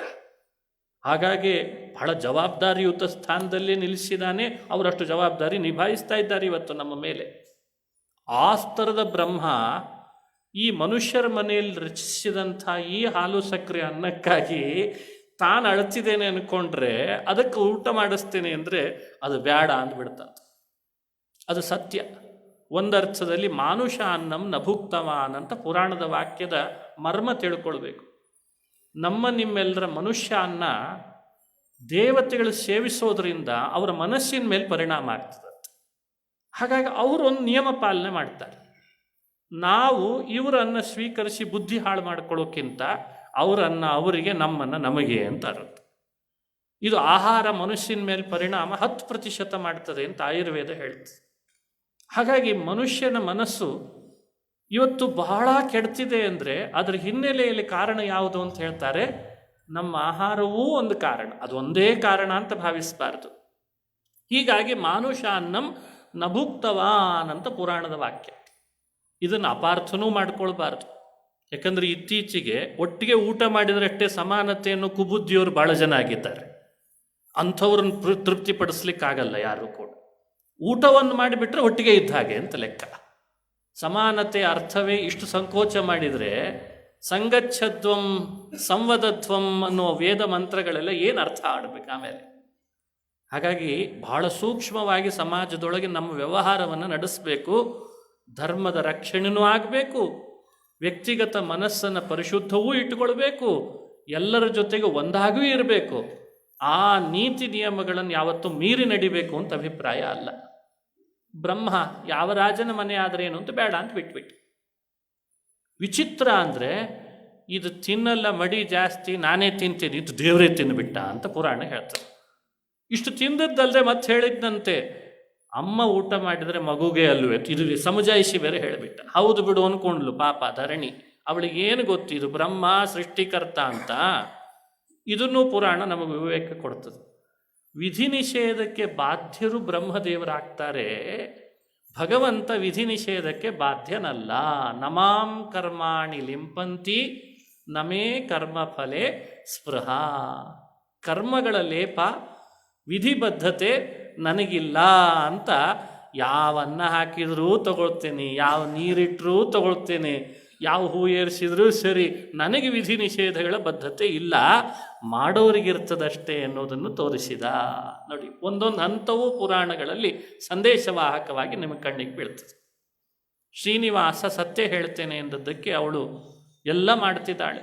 ಮೊರದ ಬಾಗಣ ತಂದಿಟ್ಲು, ಮುತ್ತಿನ ರಾಶಿಯನ್ನು ಮುಂದೆ ಹಾಕಿ ಕೊರವಂಜಿ ತಡ ಮಾಡೋದು ಬೇಡ ಇನ್ನು ಅಂತ ಅವಳ ಕೈಯಲ್ಲಿ ಒಂದು ಕೋಲು ಕೊಟ್ಟು 3 ಮುತ್ತಿನ ರಾಶಿಗಳನ್ನಿಟ್ಟು ಯಾವುದಾದ್ರೂ ಒಂದು ಮುಟ್ಟು ಅಂತ ಬೇರೆ ಹೇಳಿದ್ಲು. ಇವಳು ನೋಡಿ ಧರಣಿ ಆವಾಗ ಸಾಕ್ಷಿ ಕರೆದಿದ್ದಾಳೆ, ದೇವತೆಗಳನ್ನು ಸ್ಮರಣೆ ಮಾಡಿದ್ದಾಳೆ, ಧರ್ಮದೇವತೆ. ಅದನ್ನು ಒಂದು ಅಧ್ಯಾಯದಲ್ಲಿ ವಿವರಣೆ ಕೊಡುತ್ತದೆ. ಎಲ್ಲರನ್ನ ಕರೆದ್ಲು, ಕಂಚಿ ಕಾಮಾಕ್ಷಿ, ವಿಶಾಲಾಕ್ಷಿ, ಕೊಲ್ಲಾಪುರದ ಲಕ್ಷ್ಮೀ ದೇವಿ, ಎಲ್ಲ ತೀರ್ಥಗಳನ್ನು ಕ್ಷೇತ್ರಗಳನ್ನು ಸ್ಮರಣೆ ಮಾಡಿಬಿಟ್ಟಿದ್ದಾಳೆ. ಕೊನೆಗೆ ಕೋಲು ಕೊಟ್ಲು, ಮಧ್ಯದ್ದಿಡಿದ್ಲು. ಮಧ್ಯದ್ದಿಟ್ಟು ಕೂಡಲೇ ಅಂತಾನಂತೆ ಭಾವಸಾಮ್ಯ ಮಿಹಾಗತಂ ಅಂತಂದ. ಯಾವುದು ಮುಟ್ಟಿದ್ರೂ ಅದನ್ನೇ ಹೇಳ್ತಿದ್ದೋ ಏನೋ ಶ್ರೀನಿವಾಸ, ಆದರೆ ತನ್ನ ಕೆಲಸಕ್ಕೆ ಅನುಗುಣವಾಯ್ತು ನೋಡು. ಆ ಬದಿಯಲ್ಲಿದ್ದುದು ಮುಟ್ಟಿದ್ರೂ ಸರಿ ಹೋಗ್ತಿರ್ಲಿಲ್ಲ, ಈ ಬದಿಯಲ್ಲಿಟ್ಟಿದ್ರೂ ಸರಿ ಹೋಗ್ತಿರ್ಲಿಲ್ಲ, ಮಧ್ಯದ ಮುಟ್ಟಿದೆಯಲ್ಲ ನೋಡು, ನನ್ನ ಮನಸ್ಸಿನಲ್ಲಿ ಏನಿದೆ ನಿನ್ನ ಮನಸ್ಸಲ್ಲೂ ಅದೇ ಇದೆ ಅಂತ ಅಂದ್ಬಿಟ್ಟು. ಭಗವಂತ ಮಾಡುವ ವಿಚಿತ್ರವಾದ ತನ್ನ ಕಾರ್ಯ, ಚರಿತ್ರೆ, ಚೇಷ್ಟೆ. ಭಾವಸಾಮ್ಯ ಬಂದಿದೆ ಅಂತ ಹೇಳಿ ಸತ್ಯ ಹೇಳ್ತೇನೆ ನೋಡು ಅಂತ ಹೇಳಿ ಕಿರಾತನನ್ನು ಕಂಡು ಬಂದಿದ್ದಾಳೆ. ಅವಳು ಅಪೇಕ್ಷಿಸ್ತಿದ್ದಾಳೆ, ಕಾಮಜ್ವರ ಪೀಡಿತಳಾಗಿದ್ದಾಳೆ. ಅವನನ್ನು ವಿವಾಹ ಮಾಡಿ ಕೊಡದೆ ಹೋದರೆ ಅವಳು ನಾಳೆ ಮರಣ ಹೊಂದುತ್ತಾಳೆ ಅಂತ ಅಂದ್ಬಿಟ್ಲಂತೆ. ಮರಣ ಹೊಂದುತ್ತಾಳೆ ಅಂದ ಕೂಡಲೇ ಅಮಂಗಳದ ಮಾತು, ಮಗಳು ಸಾಯ್ತಾಳೆ ಅನ್ನೋ ಮಾತು ಎಷ್ಟು ಕಿವಿಗೆ ಕಠೋರ ತಾಯಂದ್ರಿಗೆ. ಕೂಡಲೇ ಅಮಂಗಳ ಯಾಕೆ ಮಾತನಾಡ್ತಾ ಇದ್ದಿ? ಕನ್ಯೆಯನ್ನು ಕೊಡಬೇಕಾದ್ರೆ ದಾನಕ್ಕಾಗಿ ಅಂತ ಅವರಾಗಿ ಬಯಸಿ ಬರಬೇಕು ಅಂತಿದೆ. ಅಯಾಚಿತ ಮಯಾ ಕನ್ಯಾ ಕಥಂ ತೇಯ ಭವಿಷ್ಯತಿ. ಕನ್ಯೆ ಯಾವತ್ತಿದ್ರೂ ಯಾಚನೆ ಮಾಡಿದ ಮೇಲೆ ಕೊಡಬೇಕು ಅಂತ ನಿಯಮ. ಉಳಿದೆಲ್ಲ ದಾನಗಳ ಬಗ್ಗೆ ಅಷ್ಟಿಲ್ಲ. ಬೇರೆ ವ್ಯವಸ್ಥೆಗಳು ಹೇಳುವಾಗ ಯಾಚನೆ ಮಾಡಬೇಕಾಗಿಲ್ಲ, ನಾವೇನು ಕೊಡ್ತೇವೋ ಅವರು ಅದನ್ನು ಇಸ್ಕೊಂಡು ಹೋಗೋದು ಅಂತ. ಆದರೆ ಕನ್ಯೆಯ ವಿಷಯದಲ್ಲಿ ಯಾಚನೆ ಮಾಡಿದಾಗ ಕನ್ಯೆಯನ್ನು ಕೊಡಬೇಕು ಅಂತಿದೆ. ಯಾಚನೆಗೆ ಅವಕಾಶ ಇದ್ದು ಯಾಚನೆ ಮಾಡದಿದ್ದಾಗ ನಾನು ಹ್ಯಾಕೆ ಕೊಡಲಿ ಅಂತ ತಗೊಳ್ಳು. ಇವತ್ತೇ ಸಾಯಂಕಾಲ ಬಕುಲೆ ಅಂತ ಒಬ್ಬಳು ಬರ್ತಾಳೆ, ವೈಕುಂಠದ ಮೇಲುಗಡೆ ಬೆಟ್ಟದಿಂದ, ವೆಂಕಟಾಚಲದಿಂದ ಅವಳು ಕನ್ಯೆಯನ್ನು ಕೇಳ್ತಾಳೆ ದಾನ ಮಾಡು ಅಂತ ಹೇಳಿದ ಪ್ರಸಂಗ ಪುರಾಣದಲ್ಲಿ ಬಂತು. ಹೀಗೆ ಕನ್ಯಾದಾನ ಯಾಚನೆ ಮಾಡಿದ ಮೇಲೆ ಮಾಡಬೇಕು ಅನ್ನೋ ಅಂಶವನ್ನು ಇಲ್ಲಿ ವ್ಯಕ್ತಪಡಿಸ್ತಾರೆ. ಭವಿಷ್ಯ ನುಡಿದು ಧರ್ಮದೇವತೆ ಆಮೇಲೆ ಅದೃಶ್ಯಳಾದ್ಲು. ಬಕುಲೆ ಅವಳೂ ಕೂಡ ಅಗಸ್ತ್ಯೇಶ್ವರನ ಸನ್ನಿಧಾನದಿಂದ ಸಖಿಯರ ಜೊತೆಗೆ ರುದ್ರನಿಗೆ ಅಭಿಷೇಕ ಮಾಡಿದ ಮೇಲೆ ಅಂತಃಪುರಕ್ಕೆ ಬಂದ್ಲಂತೆ. ಬಂದು ವಿಷಯ ಹೇಳ್ತಿರ್ಲಿಕ್ಕೆ ಧರಣೀದೇವಿಗೆ ಎಲ್ಲಿಲ್ಲದ ಆನಂದ. ಹೇಳು ಹೋಗಿದ ಧರ್ಮದೇವತೆಯ ಮಾತು ಸತ್ಯ ಆಯಿತು ಅಂದ್ಕೊಂಡ್ಲಂತೆ. ಬಕುಲ ಬಂದಾಗ ಆಕಾಶರಾಜನಿಗೆ ತಿಳಿಸಿದ್ಲು. ಆಕಾಶರಾಜ ಕುಣದೇ ಬಿಟ್ಟನಂತೆ.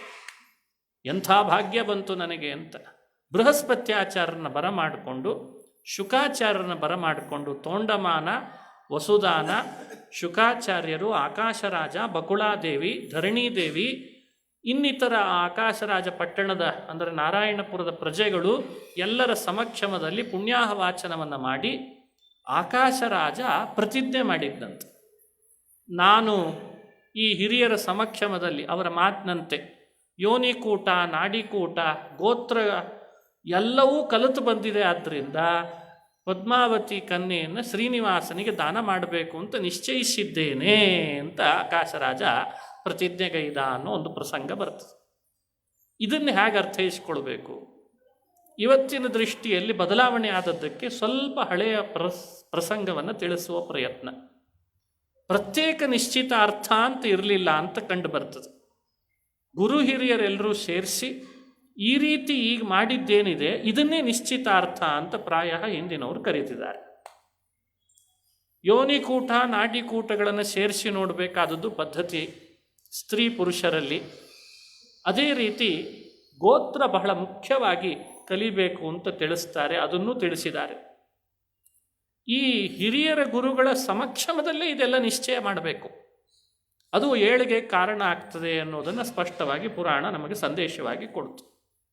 ಮಧ್ಯದಲ್ಲಿ ಒಂದು ಪ್ರಸಂಗನೂ ನಡೆದದ್ದು ಹೇಳ್ತದೆ ಪುರಾಣ. ಯಾವುದು ಗೋತ್ರ, ಯಾವ ನಕ್ಷತ್ರ ಅಂತ ಕೇಳಲಿಕ್ಕೆ ಹೊರಟಾಗ ಬಕುಲೆ ಸ್ವಲ್ಪ ಸಿಟ್ಟಾಗಿದ್ಲಂತೆ. ಯಾರ ಮೇಲೆ ಅಂದರೆ ವಿಪ್ರರ ಮೇಲಂತೆ. ಧರ್ಮ ತಿಳಿದವರು ಕೂಡ ಕಲಿಯುಗದೊಳಗೆ ಸುಳ್ಳು ಹೇಳೋರು ಜಾಸ್ತಿ ಅಂತ ಬೈದ್ಲಂತ. ಕೂಡಲೇ ಆ ಶುಕಮುನಿಗಳು ಆ ಮಾತು ಕೇಳಿದ ಕೂಡಲೇ ವಿಶ್ವಾಸ ಯಾವತ್ತು ಫಲ ಕೊಡುತ್ತದೆ, ಎಲ್ಲರ ಮೇಲೆ ಅವಿಶ್ವಾಸ ಮಾಡಿದರೆ ಹಾನಿ ಆಗ್ತದೆ ಬಕುಲೆ, ಅಂಥ ಮಾತಾಡಬೇಡ ಅಂತ ಒಳಗೆ ಎಚ್ಚರಿಸಿದರು ಅಂತ ಒಂದು ಪ್ರಸಂಗ ಬಹಳ ಚೆನ್ನಾಗಿದೆ. ಇದನ್ನು ನಾವು ಕಲಿಬೇಕಿವತ್ತು.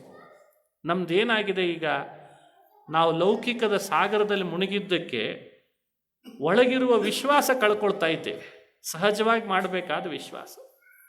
ವಿಪ್ರರ ಬಗ್ಗೆ, ಪೂಜಿಸುವ ಶಾಲಿಗ್ರಾಮಗಳ ಬಗ್ಗೆ ನಾವು ಯಾವುದು ಮಾಡ್ತಿಲ್ಲ ಅಂದ್ಕೊಳ್ಬಾರ್ದು. ಮತ್ತು ನಾವು ದಿನಾ ಶಾಲಿಗ್ರಾಮ ಪೂಜೆ ಮಾಡ್ತಿದ್ದೇವೆ, ಪಾರಾಯಣ ಮಾಡ್ತಿದ್ದೇವೆ, ದೇವಸ್ಥಾನಗಳಿಗೆ ಹೋಗ್ತಿದ್ದೇವೆ, ಗುರು ಹಿರಿಯರನ್ನು ನೋಡ್ತಿದ್ದೇವೆ, ಎಲ್ಲ ನಮ್ಮಿಂದ ನಡೆದಿದೆ. ಎಲ್ಲೋ ಒಂದು ಕಡೆಯಿಂದ ಅವೆಲ್ಲ ಯಾಂತ್ರಿಕವಾಗ್ತಾ ಇರ್ತದೆ ಆಗಾಗ. ಅದೇನೋ ಲೌಕಿಕದ ಬಿರುಗಾಳಿಯೋ ಅಥವಾ ಇನ್ನೇನೋ ಕಾರಣಕ್ಕೆ ಬೇರೆ ಬೇರೆಯವರು ಮಾಡುವಂಥ ಅನೇಕ ಡಿಬೇಟ್ಗಳಿಂದಲೋ, ಈಗೆಲ್ಲ ಬೇರೆ ಬೇರೆ ಟಿ ವಿ ಚಾನೆಲ್ಗಳಲ್ಲಿ ಒಂದಷ್ಟು ಡಿಬೇಟ್ಗಳನ್ನು ನೋಡ್ತೇವಲ್ಲ, ಅದರಿಂದಲೂ ಕೆಲವೊಮ್ಮೆ ನಮ್ಮನ್ನು ಯಾಂತ್ರಿಕರಾಗಿ ಮಾಡಿಸ್ಕೊಳ್ಳಿಕ್ಕೆ ಕಾರಣ ಆಗಿರ್ತದೆ. ಅಥವಾ ಇನ್ಯಾರ್ದೋ ಮನೆಯಲ್ಲಿ ಒಂದೇನೋ ಘಟನೆ ನಡೆದಿರ್ತದೆ, ಅವ್ರು ಭಾರೀ ಸಾತ್ವಿಕರು ಸಾಧುಗಳಾದವರು, ಅವರಲ್ಲಿ ಸಮಸ್ಯೆ ಬಂದಿರ್ತದೆ. ಅದು ನಮ್ಮ ಮೇಲೆ ಹೇಗೆ ಪರಿಣಾಮ ಮಾಡಿರ್ತದೆ ಅಂದರೆ, ಅವರು ನೋಡಿ ಎಷ್ಟು ವಿಶ್ವಾಸ ಮಾಡಿದ್ರು ಅವ್ರ ಹಣೆ ಬಾರ ಹೀಗಾಯಿತು, ನಾನು ಮಾಡಬಾರ್ದು ಹಾಗಾದರೆ ಅಂತ. ಸಮಸ್ಯೆ ಏನು ಅಂದರೆ, ವಿಶ್ವಾಸ ಮಾಡಿದವರು ಒಳ್ಳೆಯದಾಗಿದ್ದು ಇನ್ನೊಂದು ಇರ್ತದೆ, ಆ ಉದಾಹರಣೆ ನಮಗೆ ಕಾಣಿಸ್ತಿರಲ್ಲ. ಇದೇ ಸಮಸ್ಯೆ. ಹಾಗಾಗಿ ಪುರಾಣಗಳು ಏನು ಮಾಡ್ತಾವೆ, ಅಲ್ಲಲ್ಲಿ ಇಂಥ ಸಂವಾದವನ್ನು ಹೇಳ್ತಾರೆ. ವಿಪ್ರರು ಅಂದರೆ ವಿಶ್ವಾಸ ಮಾಡಬಾರ್ದು, ವಿಪ್ರರಿರೋದೇ ವಿಶ್ವಾಸ ಮಾಡಲಿಕ್ಕೆ. ಅವರು ಮಾಡಿದ ಮಾತು, ಅವರು ಆಡಿದ ಮಾತು ಮನುಷ್ಯರನ್ನು ಎತ್ತರಕ್ಕೆ ಕರ್ಕೊಂಡು ಹೋಗ್ತದೆ ಅಂತ ಆ ಮಾತನ್ನು ಶುಕಾಚಾರ್ಯ ಹೇಳ್ತಾರೆ. ಯಾದೃಶಿ ಭಾವನಾ ತತ್ರ ಸಿದ್ಧಿರ್ಭವತಿ ತಾದೃಶಿ ಅಂತ ಒಂದು ಅದ್ಭುತವಾದ ಮಾತು. ಮಂತ್ರ, ಔಷಧ, ವೈದ್ಯ, ಮಣಿಗಳು ಹಾಗೂ ದೇವರು ಇವರೆಲ್ಲ ಹೇಗೆ ಅಂದರೆ, ನಮ್ಮ ಭಾವನೆ ಎಷ್ಟು ಗಟ್ಟಿ ಇರ್ತದೆ ಹಾಗೆ ಅವು ಫಲ ಕೊಡ್ತಾವಂತ. ನಮ್ಮ ವಿಶ್ವಾಸ ಎಷ್ಟು ಕಡಿಮೆ ಇರ್ತದೆ ಅವು ಫಲವು ಅಷ್ಟೇ ಕೊಡ್ತಾವಂತ. ನಾವು ವಿಶ್ವಾಸ ಹೆಚ್ಚು ಮಾಡಿದ ಹಾಗೆ ವಿಶ್ವಾಸ ಜಾಸ್ತಿ ಆಯ್ತಲ್ಲ ಅಂತ ಫಲನೂ ಚೆನ್ನಾಗೇ ಕೊಡ್ತಾನೆ ಭಗವಂತ. ಹಾಗಾಗಿ ಯಾದೃಶಿ ಭಾವನಾ ತತ್ರ ಸಿದ್ಧಿರ್ಭವತಿ ತಾದೃಶಿ. ಹಾಗಾಗಿ ಶುಕಾಚಾರ್ಯರಂತಹ ವಿಪ್ರೋತ್ತಮರನ್ನು, ಬೃಹಸ್ಪತ್ಯಾಚಾರ್ಯರಂತಹ ದೇವಗುರುಗಳನ್ನು ಕರೆಸಿ ಅವರ ಸಮಕ್ಷಮದಲ್ಲಿ ಬಕುಲೆ ವಿಪ್ರರ ಬಗ್ಗೆ ತಾತ್ಸಾರ ಮಾತನಾಡಿದರೆ ಏನಾಗಬೇಡ, ಅದನ್ನು ಕೂಡಲೇ ನಿಂದಿಸಿ ಖಂಡಿಸಿಬಿಟ್ರಂತ. ಇದನ್ನು ನಾವು ಒಪ್ಪಲ್ಲ ಅಂತ. ಹಾಗಾಗಿ ಇದು ಲೋಕಕ್ಕೊಂದು ಸಂದೇಶ. ಇವತ್ತು ನಡೀತಿರುವ ವಿವಾಹಾದಿಗಳಲ್ಲಿಯೂ ವಿಪ್ರರಿಗೊಂದು ವಿಶೇಷ ಸ್ಥಾನ ಕೊಟ್ಟು ಅವರ ಆಶೀರ್ವಾದ, ಅವರ ಮಾತುಗಳಿಂದ ಹರಿಸೋ ಹಾಗಾದರೆ ಆ ದಾಂಪತ್ಯ ಮತ್ತಷ್ಟು ಗಟ್ಟಿಮುಟ್ಟಾಗಿರ್ತದೆ ಅನ್ನೋ ಸಂದೇಶವನ್ನು ಪುರಾಣ ಈ ಮೂಲಕವಾಗಿ ತಿಳಿಸ್ತದೆ ಅಂತ ಅರ್ಥ. ನಿಶ್ಚಿತ ಮುಗಿಸಿದ, ನಿಶ್ಚಯ ಮಾಡಿದ, ಪತ್ರ ಬರೆದು ಕಳಿಸ್ಬೇಕು ಅಂತ ಪತ್ರ ಬರೆದು ಕಳಿಸಿದ ಆಕಾಶರಾಜ. ಶುಕಾಚಾರ್ಯರಿಗೆ ಆ ಒಂದು ಭಾಗ್ಯ, ದೇವರನ್ನು ದರ್ಶನ ಮಾಡಬೇಕಲ್ಲ, ಅವನಿಗೆ ಪತ್ರ ನಾನು ತಗೊಂಡು ಹೋಗ್ತೇನೆ ಅಂತ ಶುಕಾಚಾರ್ಯರು ಪತ್ರ ತಗೊಂಡು ಹೋದರೆ, ಭಗವಂತ ಶುಕಾಚಾರ್ಯರನ್ನು ನೋಡಿದ ಕೂಡಲೇ ಎದ್ದು ಬಂದು ಕೇಳ್ತಾನೆ, ಪಕ್ವಂ ವಾ ಅಪಕ್ವಮೇವವಾ ಅಂತಂದಂತ. ಯಾಕಂದರೆ ಬಹಳ ಮಾತಾಡುವಷ್ಟು ಸಮಯ ಇರಲಿಲ್ಲ. ಬಂದಿದ್ದಾರೆ ಶುಕಾಚಾರ್ಯರು, ಕೂಡಲೇ ಹೇಳಿದ, ಪಕ್ವಂ ವಾ ಅಪಕ್ವಮೇವವಾ, ನನ್ನ ವಿವಾಹದ ಕಾರ್ಯ ಪಕ್ವನ ಅಪಕ್ವನ, ಕನ್ನಡೀಕರಿಸೋದಾದರೆ ಕಾಯ ಹಣ್ಣ ಅಂತ ನಾವು ಕೇಳ್ತಿರ್ತೀವಿ. ಶ್ರೀನಿವಾಸ ಆಡಿದ ಮಾತು, ಅದನ್ನೇ ನಮ್ಮ ಕನ್ನಡದಲ್ಲಿ ಮುಂದುವರಿಸಿದ್ರು ಅದನ್ನು. ಅದಕ್ಕೆ ಶ್ರೀನಿವಾಸನಿಗೆ ಉತ್ತರ ಏನು ಕೊಟ್ಟು ಶುಕಾಚಾರ್ಯರು, ನೀನು ಇಚ್ಛೆ ಪಟ್ಟ ಮೇಲೆ ಅಪಕ್ವಾದದ್ದು ಯಾವುದಿದೆ ಸ್ವಾಮಿ ಅಂತಂದ. ನೋಡಿ, ಈ ಸಂವಾದದ ಈ ಸೀಕ್ವೆನ್ಸ್ ಇದೆಯಲ್ಲ, ಇದು ನಮ್ಮ ಮೇಲೆ ಕೊಟ್ಟ ಮತ್ತೊಂದು ಸಂದೇಶ, ನಮಗೆ ಕೊಟ್ಟ ಸಂದೇಶ. ನಾವೇ ಮಾಡ್ತೇವೆ, ನಾನೇ ಮಾಡ್ತೇನೆ ಅಂತ ಹೋದಾಗ ಎಲ್ಲ ಕಾಯೇ ಆಗ್ತದಂತೆ. ಅವ ಮಾಡಿಸ್ತಾನೆ, ನಾನು ಮಾಡ್ಲಿಕ್ಕೆ ಹೊರಟದ್ದು ಅವನ ಇಚ್ಛೆಗೆ ಅನುಗುಣ ಅಂತ ಹೊರಟ್ರೆ ಅದು ಹಣ್ಣಾಗ್ತದಂತೆ. ಬರೀ ಬಕುಲೇನೇ ಮಾಡ್ತೇನೆ ಅಂತ ಹೊರಟಿದ್ರೆ, ಆಕಾಶರಾಜ ನಾನೇ ಮಾಡ್ತೀನಿ ಅಂತ ಹೋಗಿದ್ರೆ ಅದು ಏನಾಗ್ತಿತ್ತು, ಅದು ಬೇರೆನೇ ಕಥೆ. ಆದರೆ ಕೈ ಹಾಕಿರೋನು ಯಾರು? ಎಲ್ಲ ಜಗತ್ತನ್ನು ನಿಯಂತ್ರಣ ಮಾಡುವ ಶ್ರೀಹರಿ ಅಂದಮೇಲೆ ಅದು ಪಕ್ವನೇ ಸ್ವಾಮಿ ಅಂತ ಶುಕಾಚಾರ್ಯರ ಬಾಯಲ್ಲಿ ಬಂದ ಉತ್ತರ ನಮಗೆಲ್ಲ ಕೊಡೋ ಸಂದೇಶ ಅಂತ ನಾವು ಭಾವಿಸಬೇಕು. ಮುಂದೆ ಕನ್ಯಾದಾನದ ಫಲ ಏನು ಅಂತ ಶ್ರೀನಿವಾಸ ಒಂದು ಮಾತನ್ನು ಆಡ್ತಾನೆ. ನನ್ನ ಕಲ್ಯಾಣದ ಕಾರ್ಯದಲ್ಲಿ ಏನಾದರೂ ಒಂದೆರಡು ಸುಳ್ಳು ಹೇಳಿದ್ರೂ ಕೂಡ 100 ಸುಳ್ಳು ಹೇಳಿ ಆದರೂ ಒಂದು ವಿವಾಹ ಮಾಡಿಸ್ಬೇಕು ಅಂತಿದೆ. ಇಡೀ ಭೂಮಿಯನ್ನು ಬಂಗಾರದ ಕಟ್ಟಾಕಿ ವಜ್ರದ ಮಳೆ ಹೊಡೆದು ಏನಾದರೂ ದಾನ ಮಾಡಿದರೆ ಏನು ಪುಣ್ಯ ಬರಬೇಕೋ, ಒಂದು ಕಲ್ಯಾಣದ ಫಲ ಅಷ್ಟು ಫಲ ಇದೆ ಅಂತ. ಅಂಥ ಪುಣ್ಯ ನಿನಗೆ ಬಂದಿದೆ, ನಿನ್ನನ್ನು ನಾನು ಅನುಗ್ರಹಿಸ್ತೇನೆ. ಹೇಗೆ ಅನುಗ್ರಹಿಸಿದ ದೇವರು ಅಂದರೆ ಶುಕಾಚಾರ್ಯರನ್ನ ತನ್ನ ಅಂಗಪ್ರಸಾದ ಗಟ್ಟಿಯಾಗಿ ಆಲಿಂಗಿಸ್ಕೊಂಡಂತೆ, ಇದೇ ನನ್ನ ಅನುಗ್ರಹ ಅಂತಂದಂತೆ. ಭಗವಂತನ ಅನುಗ್ರಹ ಅಂದರೆ ಇದಕ್ಕಿಂತ ಬೇರೆ ಏನಿದೆ ಹೇಳಿ? ಸ್ವಾತ್ಮಪ್ರಧಾನಮಧಿಕಂ ಪವನಾತ್ಮಜಸ್ಯ ಅಂತ ಹಿರಿಯರ ಮಾತು. ತನ್ನನ್ನೇ ಶುಕಾಚಾರ್ಯರಿಗೆ ತನ್ನ ಕಲ್ಯಾಣದಲ್ಲಿ ಭಾಗವಹಿಸ್ತಾ ಇದ್ದಾನೆ, ತನ್ನ ಪರವಾಗಿ ಆಕಾಶರಾಜನಿಗೆ ಹೇಳಿದ್ದಾನೆ ಅಂತ ಕೊಟ್ಟ ಅನ್ನೋದು ಪುರಾಣದಲ್ಲಿ ಬರುವ ಮತ್ತೊಂದು ಸಂಗತಿ. ಇದು ನಮಗೆ ಕೊಡಿಸುವ ತಿಳುವಳಿಕೆ. ಒಳ್ಳೆ ವರ ಇದ್ದರೆ, ಒಳ್ಳೆ ಕನ್ಯೆ ಇದ್ದರೆ, ಇಬ್ಬರನ್ನ ಘಟನೆ ಮಾಡಿಸಿದಂತಹ ಮಧ್ಯಸ್ಥ ಪುರುಷನಿಗೆ ಭಗವಂತ ತನ್ನನ್ನೇ ಕೊಡ್ತಾನೆ ಅಂತನ್ಲಿಕ್ಕೆ ಇದೊಂದು ಸಂದೇಶ ಅಂತ ಹೇಳ್ತದೆ. ಎಷ್ಟು ಅದ್ಭುತ! ಕಲ್ಯಾಣ ಯೋಜನೆ ಮಾಡೋದಷ್ಟು ಸುಲಭ ಅಲ್ಲ. ಒಳ್ಳೆ ವರ ಎಲ್ಲೋ ಇರ್ತಾನೆ, ಕನ್ಯೆ ಇರ್ತಾರೆ, ಯೋಜನೆ ಮಾಡಿದರೆ ಆ ಪುಣ್ಯ ಇದೆ ಅಂತ. ಆಮೇಲೆ ತಾನು ಪತ್ರ ಓದಿದ, ಅದನ್ನು ನಟನೆ ಮಾಡ್ತಾನೆ ಶ್ರೀನಿವಾಸ. ವೈಶಾಖ ಶುದ್ಧ ದಶಮಿ ಶುಕ್ರವಾರದ ಸಾಯಂಕಾಲದ ಗೋಧೂಳಿ ಮುಹೂರ್ತ ಅಂತ ನಿಶ್ಚಯಪಡಿಸಿದ್ದಕ್ಕೆ ತಾಮ್ ಅಂಗೀಕುರು ಗೋವಿಂದ ಅಂತ ಕಲ್ಯಾಣದ ಘಟ್ಟದ ಪ್ರಸಂಗದಲ್ಲಿ ಹೇಳ್ತಾರೆ. ನೀನು ಅಂಗೀಕರಿಸಬೇಕು ಅಂತ ಪತ್ರ ಬರೆದಿದ್ದ. ಆಕಾಶರಾಜನಿಗೆ ಶ್ರೀನಿವಾಸ ಪತ್ರ ಬರೆದ. ಸರಿ, ನಾನು ಅಂಗೀಕರಿಸ್ತೇನೆ.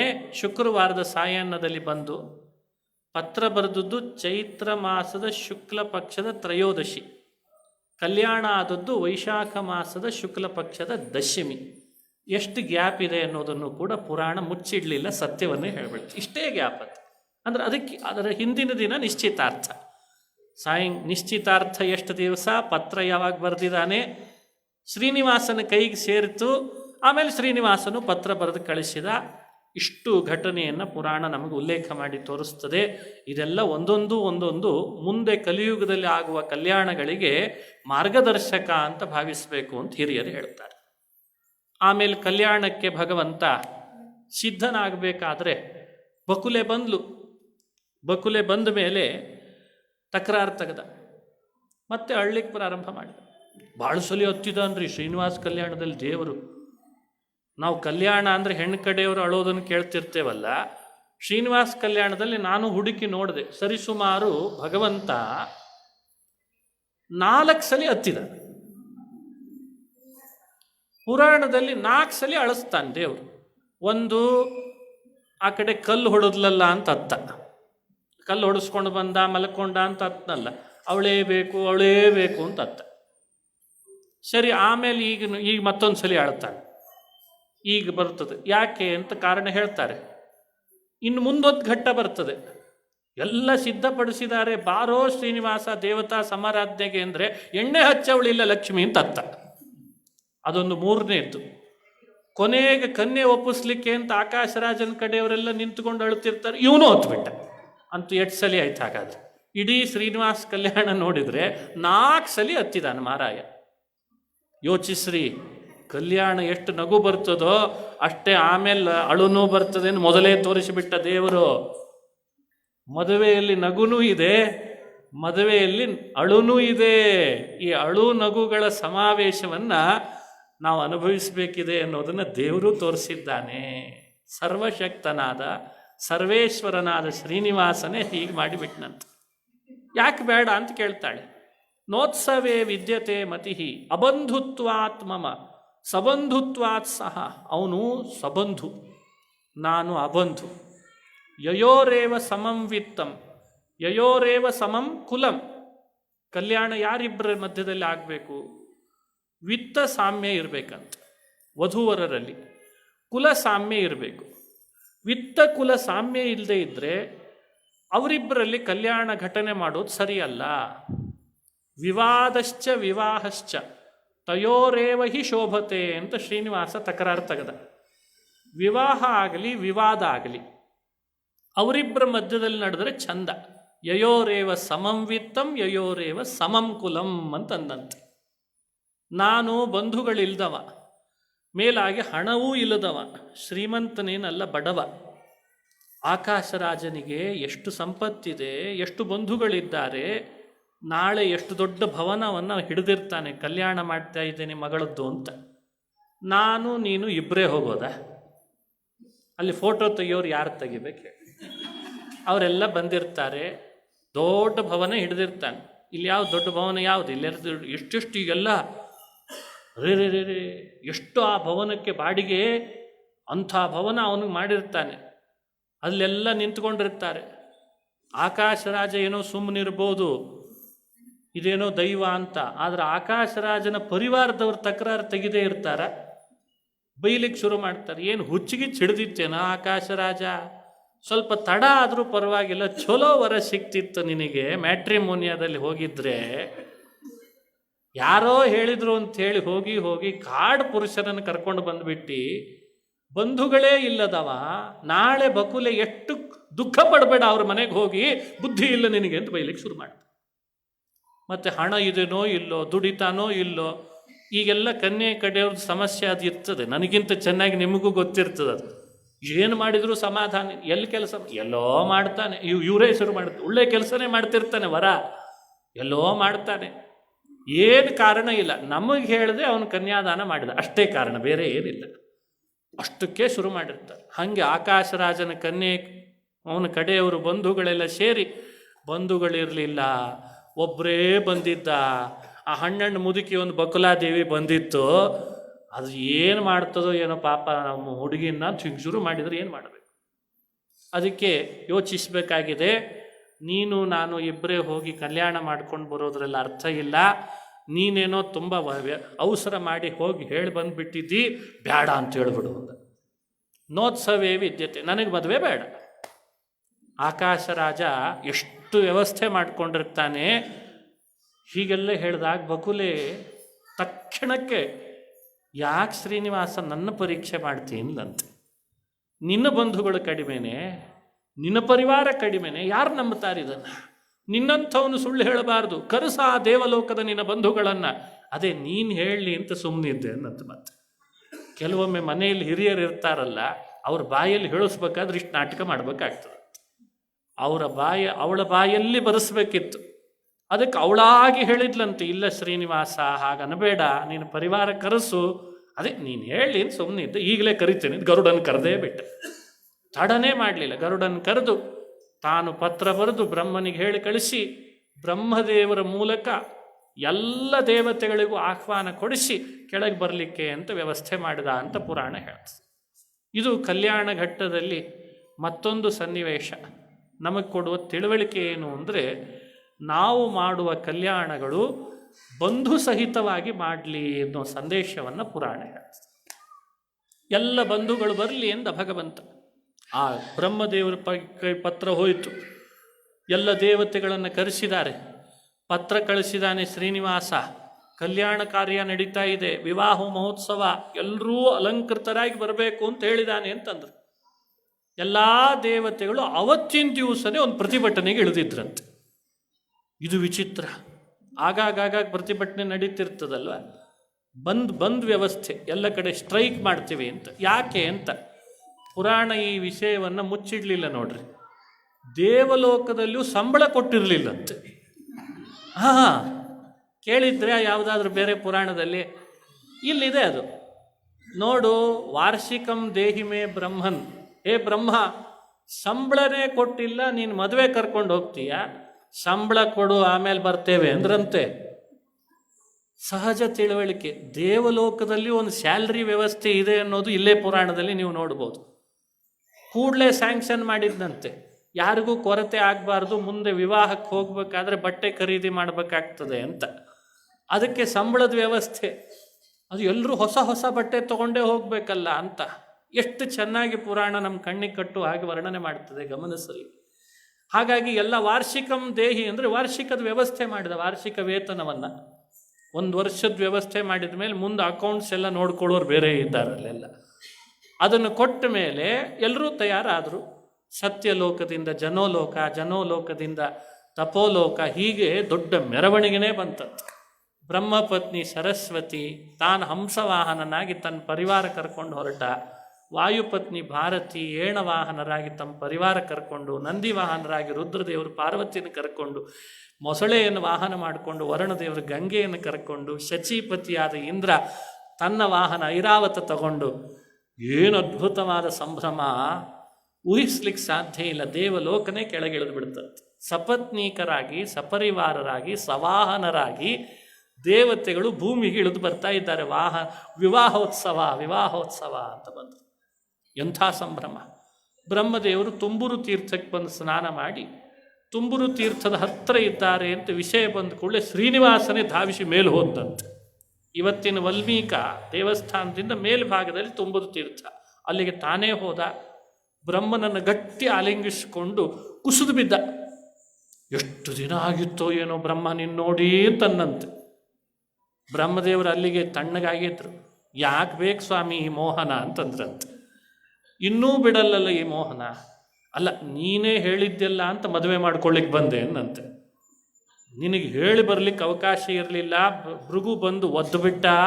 ಹೇಳೋದು ನೋಡಿ ದೇವರು.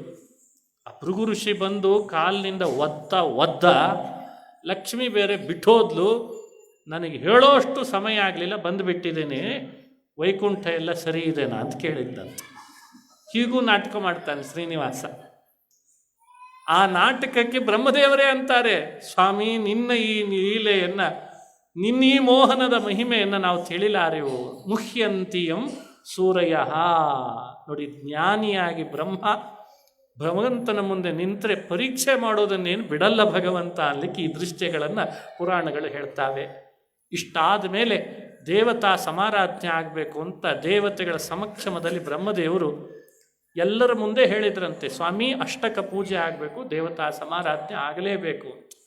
ಒಬ್ಬೊಬ್ಬರಿಗೆ ಒಂದೊಂದು ಕೆಲಸ ವಹಿಸಿಕೊಟ್ಟಿದ್ದ ದೇವರು, ಯಾರ್ಯಾರು ಯಾವುದನ್ನು ಮಾಡಬೇಕು ಅಂತ. ಅದು ಪುರಾಣದಲ್ಲಿ ಬಂದಿದೆ. ಸಕ್ರಿಯವಾಗಿ ಭಾಗವಹಿಸಿದ್ದಾರೆ ಪ್ರತಿಯೊಬ್ಬರು ಇಂಥ ಸೇವೆ ಮಾಡಲಿಕ್ಕೆ ಅಂತ.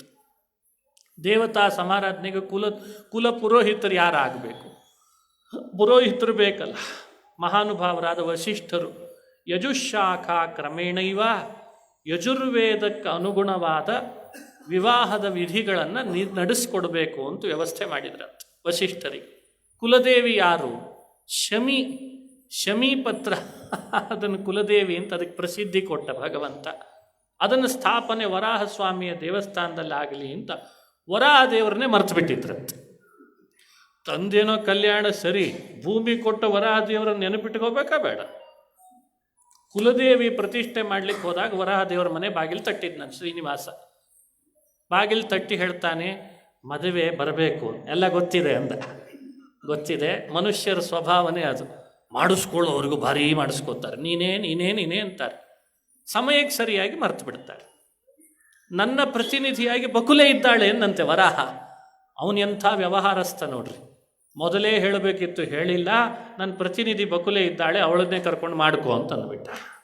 ಇಲ್ಲ, ಕುಲದೇವಿ ಪ್ರತಿಷ್ಠೆ ಮಾಡ್ತೇವೆ ಅಂದರೆ ಕುಲದೇವಿ ಸ್ಥಾನ ಅಂತ ಒಂದು ಪ್ರತಿಷ್ಠೆ ಮಾಡಲಿಕ್ಕೆ ಅವಕಾಶ.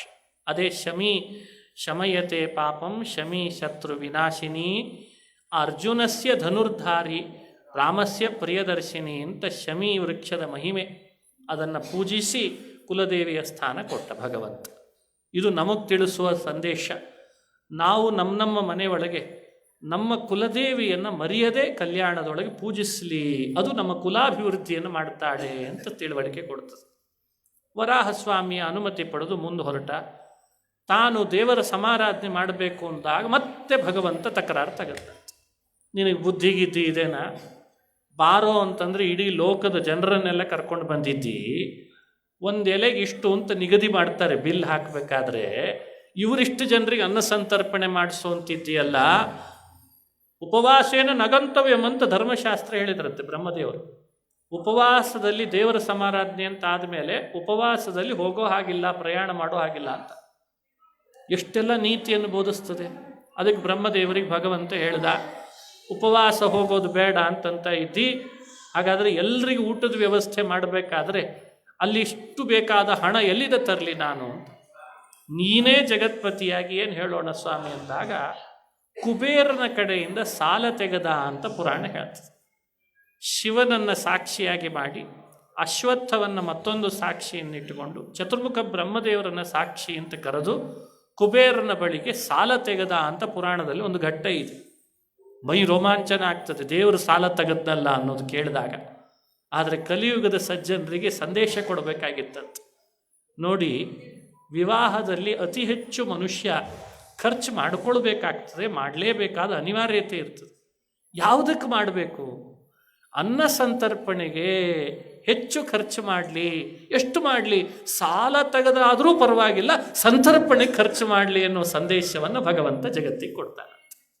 ಅಲ್ಲ, ಉಡುಗೊರೆ ತಗೊಳ್ಳಿ, ಬಂಗಾರ ಹಾಕ್ಕೊಳ್ಳಿ, ಆಭರಣಗಳನ್ನು ಚೆನ್ನಾಗಿ ಹಾಕ್ಕೊಂಡು ಮೆರೀಲಿ, ವಸ್ತ್ರಗಳನ್ನು ಹಾಕ್ಕೊಳ್ಳಿ, ಯಾವುದು ಬೇಡ ಅನ್ನಲಿಲ್ಲ ಭಗವಂತ. ಆದರೆ ಸಂತರ್ಪಣೆಯನ್ನು ಮಾತ್ರ ಯಾವ ಕಾರಣಕ್ಕೂ ಕಡಿಮೆ ಮಾಡಬೇಡಿ ಅಂತ ಸಂದೇಶ ಕೊಡಲಿಕ್ಕೆ ತಾನೇ ಸಾಲ ಮಾಡಿ ಕುಬೇರನಿಂದ ಸಂತರ್ಪಣೆ ಮಾಡಿಸಿದ ಅಂತ ಪುರಾಣ ಹೇಳ್ತದೆ. ಇನ್ನು ದೇವರ ಸಮಾರಾಧನೆ ಅಂದರೆ ಎಣ್ಣೆ ಸ್ನಾನ ಆಗಬೇಕಲ್ಲ, ಎಲ್ಲ ಸಿದ್ಧವಾಗಿದೆ, ಎಣ್ಣೆ ಸ್ನಾನ ಮಾಡಿಸ್ಬೇಕು ಅಂತಂದಾಗ ದೇವರು ಬರಲ್ಲ ಅಂತ ಕೂತ್ಕೊಬೇಕು. ಯಾಕೆ ಅಂತ ಬ್ರಹ್ಮದೇವರು, ಯಾಕೆ ಅಂತ ರುದ್ರದೇವರು, ಇಷ್ಟೆಲ್ಲ ಮಾಡಿದ್ದೇವೆ ಬರಲ್ಲ, ನನಗೆ ಎಣ್ಣೆ ಹಚ್ಚೋರು ಯಾರಿದ್ದಾರೆ ಅಂತ ಶುರು ಮಾಡಿದ. ನಿನಗೆ ನಾವೇ ಹಚ್ತೀವಿ ಅಂತವರು, ನೀನೇನು ಹಚ್ಚೋದು, ಅವಳೇ ಹಚ್ಚಬೇಕು ಅಂತ. ಅಲ್ಲ, ಅವಳೆಲ್ಲಿದ್ದಾಳೆ? ಕೊಲ್ಹಾಪುರದಲ್ಲಿದ್ದಾಳೆ. ಸರಿ, ಅವಳನ್ನು ಕರ್ಕೊಂಡು ಬರಬೇಕು ಅಂತ. ಕರ್ಕೊಂಡು ಬರಲಿಕ್ಕೆ ಅಂತ ಹೋಗೋರು ಯಾರು? ಬರೋದು ಹೇಗೆ? ಸೂರ್ಯನನ್ನು ಬಹಳ ಅಂತಃಕರಣ ಮಾಡ್ತಾಳೆ ಲಕ್ಷ್ಮಿ ಅಂತ ಗೊತ್ತಿತ್ತು, ಅವನ ಮೇಲೆ ಬಹಳ ಅವಳಿಗೆ. ಸೂರ್ಯ ಹೋಗಲಿ, ಕಮಲೆ ಬರ್ತಾಳೆ ಅಂತ. ಸೂರ್ಯ ಕೂಡಲೇ ಹೊರಟ, ಬ್ರಹ್ಮದೇವರು ಹೇಳಿದ್ರಲ್ಲ ಅಂತ ರಥ ತಗೊಂಡು. ಮತ್ತೆ ಕರೆದ್ನಂತೆ, ಬಾಯಿಲಿ ಏನು ಹೇಳ್ತಿ? ಕೊಲ್ಹಾಪುರಕ್ಕೆ ಹೋಗಿ ಲಕ್ಷ್ಮೀ ಬರಬೇಕಂತೆ, ನಿಮ್ಮ ಮನೆಯವ್ರು ಮದುವೆ ಮಾಡ್ಕೋತಿದ್ದಾರೆ ಅಂತ ಹಿಂಗೆ ಹೇಳಿದ್ರೆ ಏನು ಹಣೆ ಬಾರ? ನಿಮ್ಮ ಮನೆಯವ್ರು ಮದುವೆ ಮಾಡ್ಕೋತಿದ್ದಾರೆ, ಅದಕ್ಕೆ ನೀನು ಎಣ್ಣೆ ಹಚ್ಚಲಿಕ್ಕೆ ಬರಬೇಕು ಅಂದ್ರೆ ಯಾರು ತಾನೇ ಬರ್ತಾರೆ? ಭಗವಂತನ ನಾಟಕ ನೋಡ್ರಿ. ಸೂರ್ಯ ಹೋದ ಕೂಡಲೇ ಅಪ್ಪಿ ತಪ್ಪಿ ಇಂಥ ಮಾತಾಡ್ಲಿಕ್ಕೆ ಹೋಗಬೇಡ, ಇಲ್ಲಿದನೇ ಅಳ್ಲಿಕ್ಕೆ ಶುರು ಮಾಡು ಅಂದಿದ್ದ ಅವನಿಗೆ. ತಿರುಪತಿಯಿಂದ ಅಳ್ಲಿಕ್ಕೆ ಶುರು ಮಾಡಿದವನು ಕೊಲ್ಲಾಪುರಕ್ಕೆ ಹೋದರೂ ನಿಲ್ಲಿಸಿರಲಿಲ್ಲ. ಮನೆ ಒಳಗೆ ಹೋಗಬೇಡ ಅಂದಿದ್ದ, ಮನೆ ಬಾಗಿಲಲ್ಲಿ ನಿಂತುಕೋ. ಕೊಲ್ಲಾಪುರದಲ್ಲಿ ಕಣ್ಣೀರು ಹಾಕ್ತಾ ಇರು. ಒಂದು ಸಲ ಕೇಳ್ತಾಳೆ, ಏನೋ ಸೂರ್ಯ ಅಂತ ಕೇಳ್ತಾಳೆ. 2 ಸಲ ಕೇಳ್ತಾಳೆ, ಬಾಯಿ ಬಿಡಬೇಡ. 3ನೇ ಸಲ ಕೇಳಿದಾಗ ನಿಮ್ಮ ಯಜಮಾನರು ಅಂತಿಷ್ಟು ಹೇಳಿ ಅಳ್ಲಿಕ್ಕೆ ಶುರು ಮಾಡಿಬಿಡು ಅಂತಂದೆ. ಇಷ್ಟೇ, ಅವನು ಹಾಗೇ ಮಾಡಿದ. ಏನೋ ಸೂರ್ಯ, ಸುಮ್ಮನೆ ಅಳ್ತಿದ್ದಾನೆ. ಮತ್ತೇನೋ ಸೂರ್ಯ, ಮತ್ತೆ ಅಳ್ತಿದ್ದಾನೆ. ನಿಮ್ಮ ಯಜಮಾನರು, ಏನಾಯಿತೋ ನಮ್ಮ ಯಜಮಾನರಿಗೆ ಅಂತ ಗಾಬರಿ ಆದ್ಲಂತೆ. ಏನು ಅಂತ ಹೇಳಲಿಕ್ಕಾಗದೆ ಇರೋಷ್ಟು ಅಳು ಬಂದದ್ದಕ್ಕೆ ಅವಳೇ ರಥದಲ್ಲಿ ಕೂತ್ಕೊಂಡು ಬಿಟ್ಲಂತೆ. ನಡಿ ಹೋಗೋಣ, ಅಷ್ಟಾದರೆ ಸಾಕು, ಬೇರೆ ಏನು ಹೇಳಬೇಡ ಅಂದಿದ್ದ. ಅವಳು ಕೂಡ ಆ ಮಾಯೆಗೆ ಮೋಹಿತಳಾಗ್ತಾಳೆ ಅಂತ ಪುರಾಣ ಹೇಳ್ತದೆ. ಬಂದು ಕೂಡಲೇ ಲಕ್ಷ್ಮಿ ಬಂದಿದ್ದಾಳೆ ಅಂತ ಗೊತ್ತಿದೆ ಸರ್ವಜ್ಞನಿಗೆ. ಬಂದು ಕೂಡಲೇ ಏನು ಮಾಡಬೇಕು? ಒಂದು ಕೈಯನ್ನು ಬ್ರಹ್ಮನ ಭುಜದ ಮೇಲೆ ಹಾಕಿದ್ನಂತೆ, ಇನ್ನೊಂದು ಕೈಯನ್ನು ಶಿವನ ಭುಜದ ಮೇಲೆ ಹಾಕಿದ. ಲಕ್ಷ್ಮಿ ಅಲ್ಲೀದ ರಥ ಇಳಿದು ಬರುವಾಗ ನನ್ನ ಎತ್ರಿ ಅಂದಂತೆ. ಇವನ್ ಯಾರು ಎತ್ತವ್ರಿ?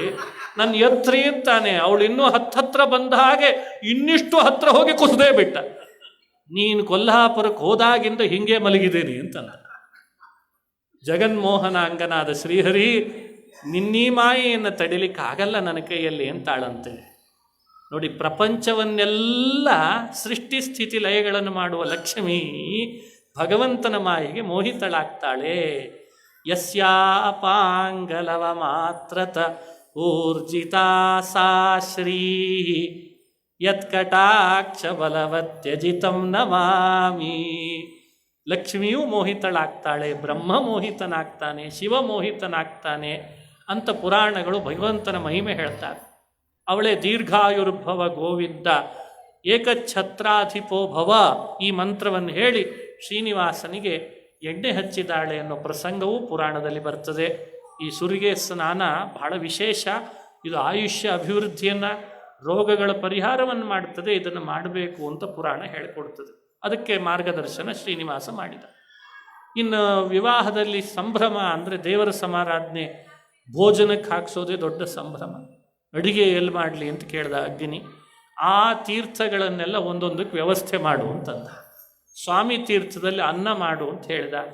ಆಕಾಶಗಂಗಾ, ಕಪಿಲ ತೀರ್ಥ ಒಂದೊಂದರಲ್ಲಿ ಒಂದು ಹುಳಿ, ಒಂದು ಕಡೆ ಸಾರು, ಒಂದೊಂದು ಕಡೆ ಒಂದೊಂದು ಉಪಸೇಚನ ಮಾಡಿಸಿ ಇಟ್ರಂತೆ. ಇಷ್ಟೆಲ್ಲ ಆದಮೇಲೆ ವಿವಾಹ, ಇದು ದೇವರ ಸಮಾರಾಧನೆ, ಭೋಜನಕ್ಕೆ ಹಾಕಿಸ್ಬೇಕಾದ್ರೆ ನೈವೇದ್ಯ ಎಲ್ಲಿ ಮಾಡಲಿ ಅಂದ್ರಂತೆ ಬ್ರಹ್ಮದೇವರು. ಶ್ರೀನಿವಾಸ ನೈವೇದ್ಯ ಎಲ್ಲಿ ಮಾಡಲಿ? ಅಹೋಬಲ ನೃಸಿಂಹನಿಗೆ ಮಾಡು ಅಂತಂದಿದ್ದಾರೆ. ಹಾಗಾಗಿ ಅಹೋಬಲ ನೃಸಿಂಹನಿಗೆ ನೈವೇದ್ಯ ಬ್ರಹ್ಮದೇವರೇ ವೈಶ್ವದೇವ ಮಾಡಿದರು. ಶ್ರೀನಿವಾಸನ ಇವತ್ತಿನ ದೇವಸ್ಥಾನದ ಭಾಗದಿಂದ ಶ್ರೀಶೈಲದ ತನಕ ಎಲೆ ಹಾಕಿಸಿದ್ರಂತೆ. ಅದು ಒಂದೇ ಶ್ರೀಶೈಲ ಪುಚ್ಛ. ಶ್ರೀನಿವಾಸನ ಇವತ್ತಿನ ಏನು ಪರ್ವತ ಇದೆ ಅದು ಮುಖ, ಅಹೋಬಿಲ ಮಧ್ಯ. ಹೀಗೆ ಪುರಾಣ ಹೇಳ್ತಾರೆ. ಅದು ಮುಖ, ಇದು ಪುಚ್ಛ, ಇದು ಮಧ್ಯ ಅಹೋಬಿಲ. ಹಾಗಾಗಿ ನೀವು ಒಟ್ಟಿಗೆ ಪ್ರಯಾಣ ಮಾಡಲಿಕ್ಕೆ ಬರ್ತದೆ. ಆ ಬೆಟ್ಟವನ್ನು ದರ್ಶನ ಮಾಡುವಾಗ ಅಲ್ಲಿ ತನಕ ಎಲೆ ಹಾಕಿಸಿದಾರಂತೆ. ಎಲ್ಲ ಮರುದೇವತೆಗಳಿಗೆ ದೊನ್ನೆ ಹಚ್ಚೋ ಕೆಲಸ ಕೊಟ್ಟಿದ್ರು.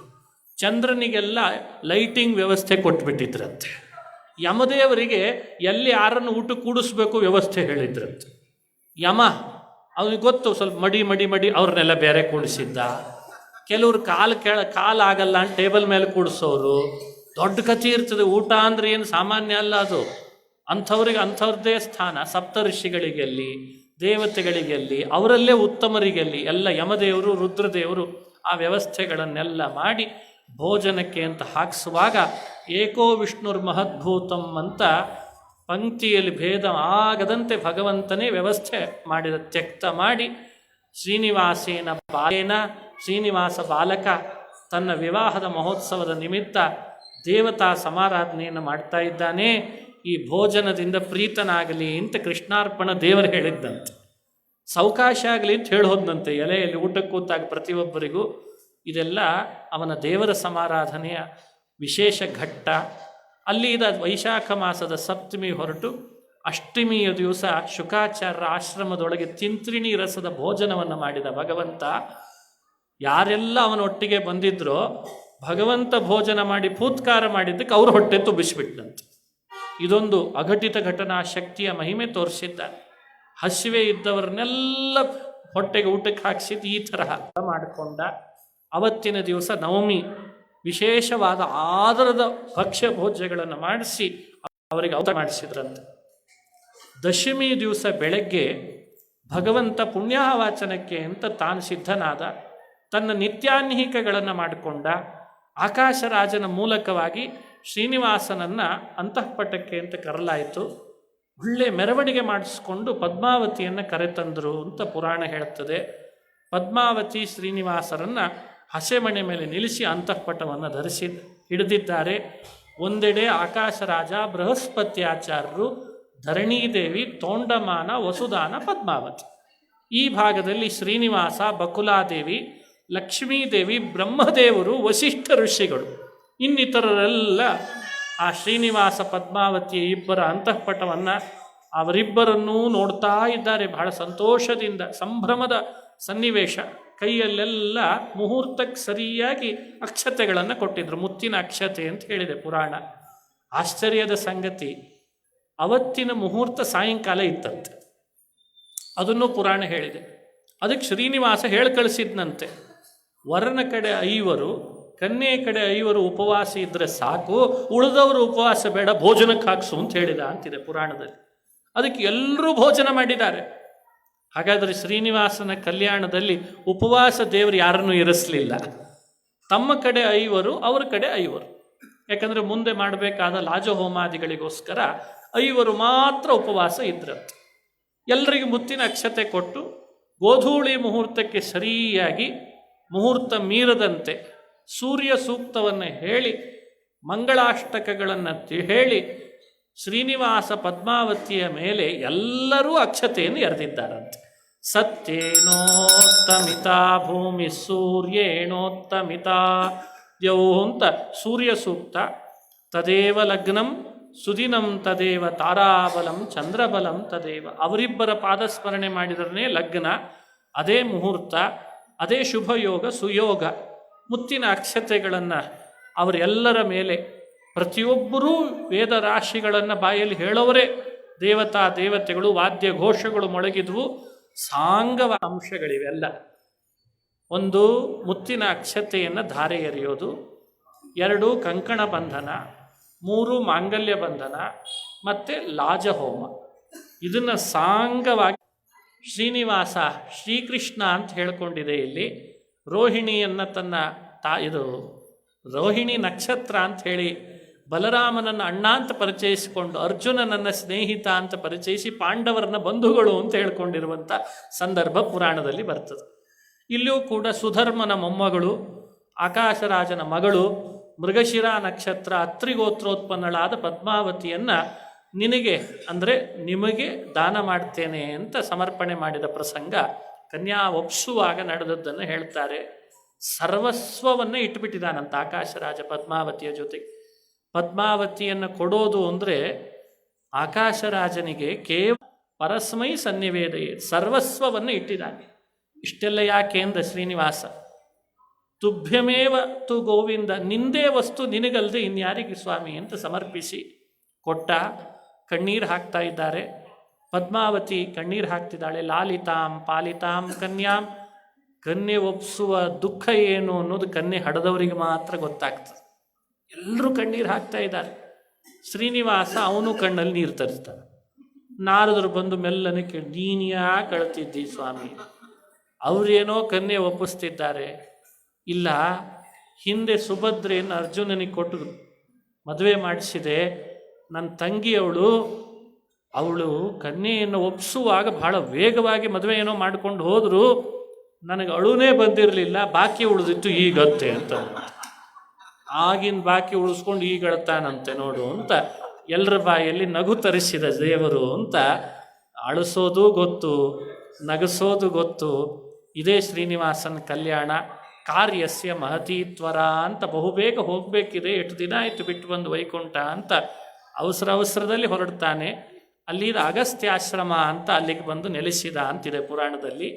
6 ತಿಂಗಳು ವಿವಾಹ ಆದಮೇಲೆ ಯಾವ ಕಾರಣಕ್ಕೂ ಬೆಟ್ಟ ಹತ್ತಬಾರದು ಅಂತ ಸಂಕಲ್ಪ ಮಾಡಿ ಅಲ್ಲೇ ದೇವತೆಗಳನ್ನು ಕರೆಸಿಕೊಂಡು ಎಲ್ರಿಗೂ ಉಡುಗೊರೆ ಕೊಟ್ಟಂತೆ. ಎಲ್ಲ ದೇವತೆಗಳಿಗೂ ತನ್ನ ವಿವಾಹದಲ್ಲಿ ಪಾಲ್ಗೊಂಡವರಿಗೆ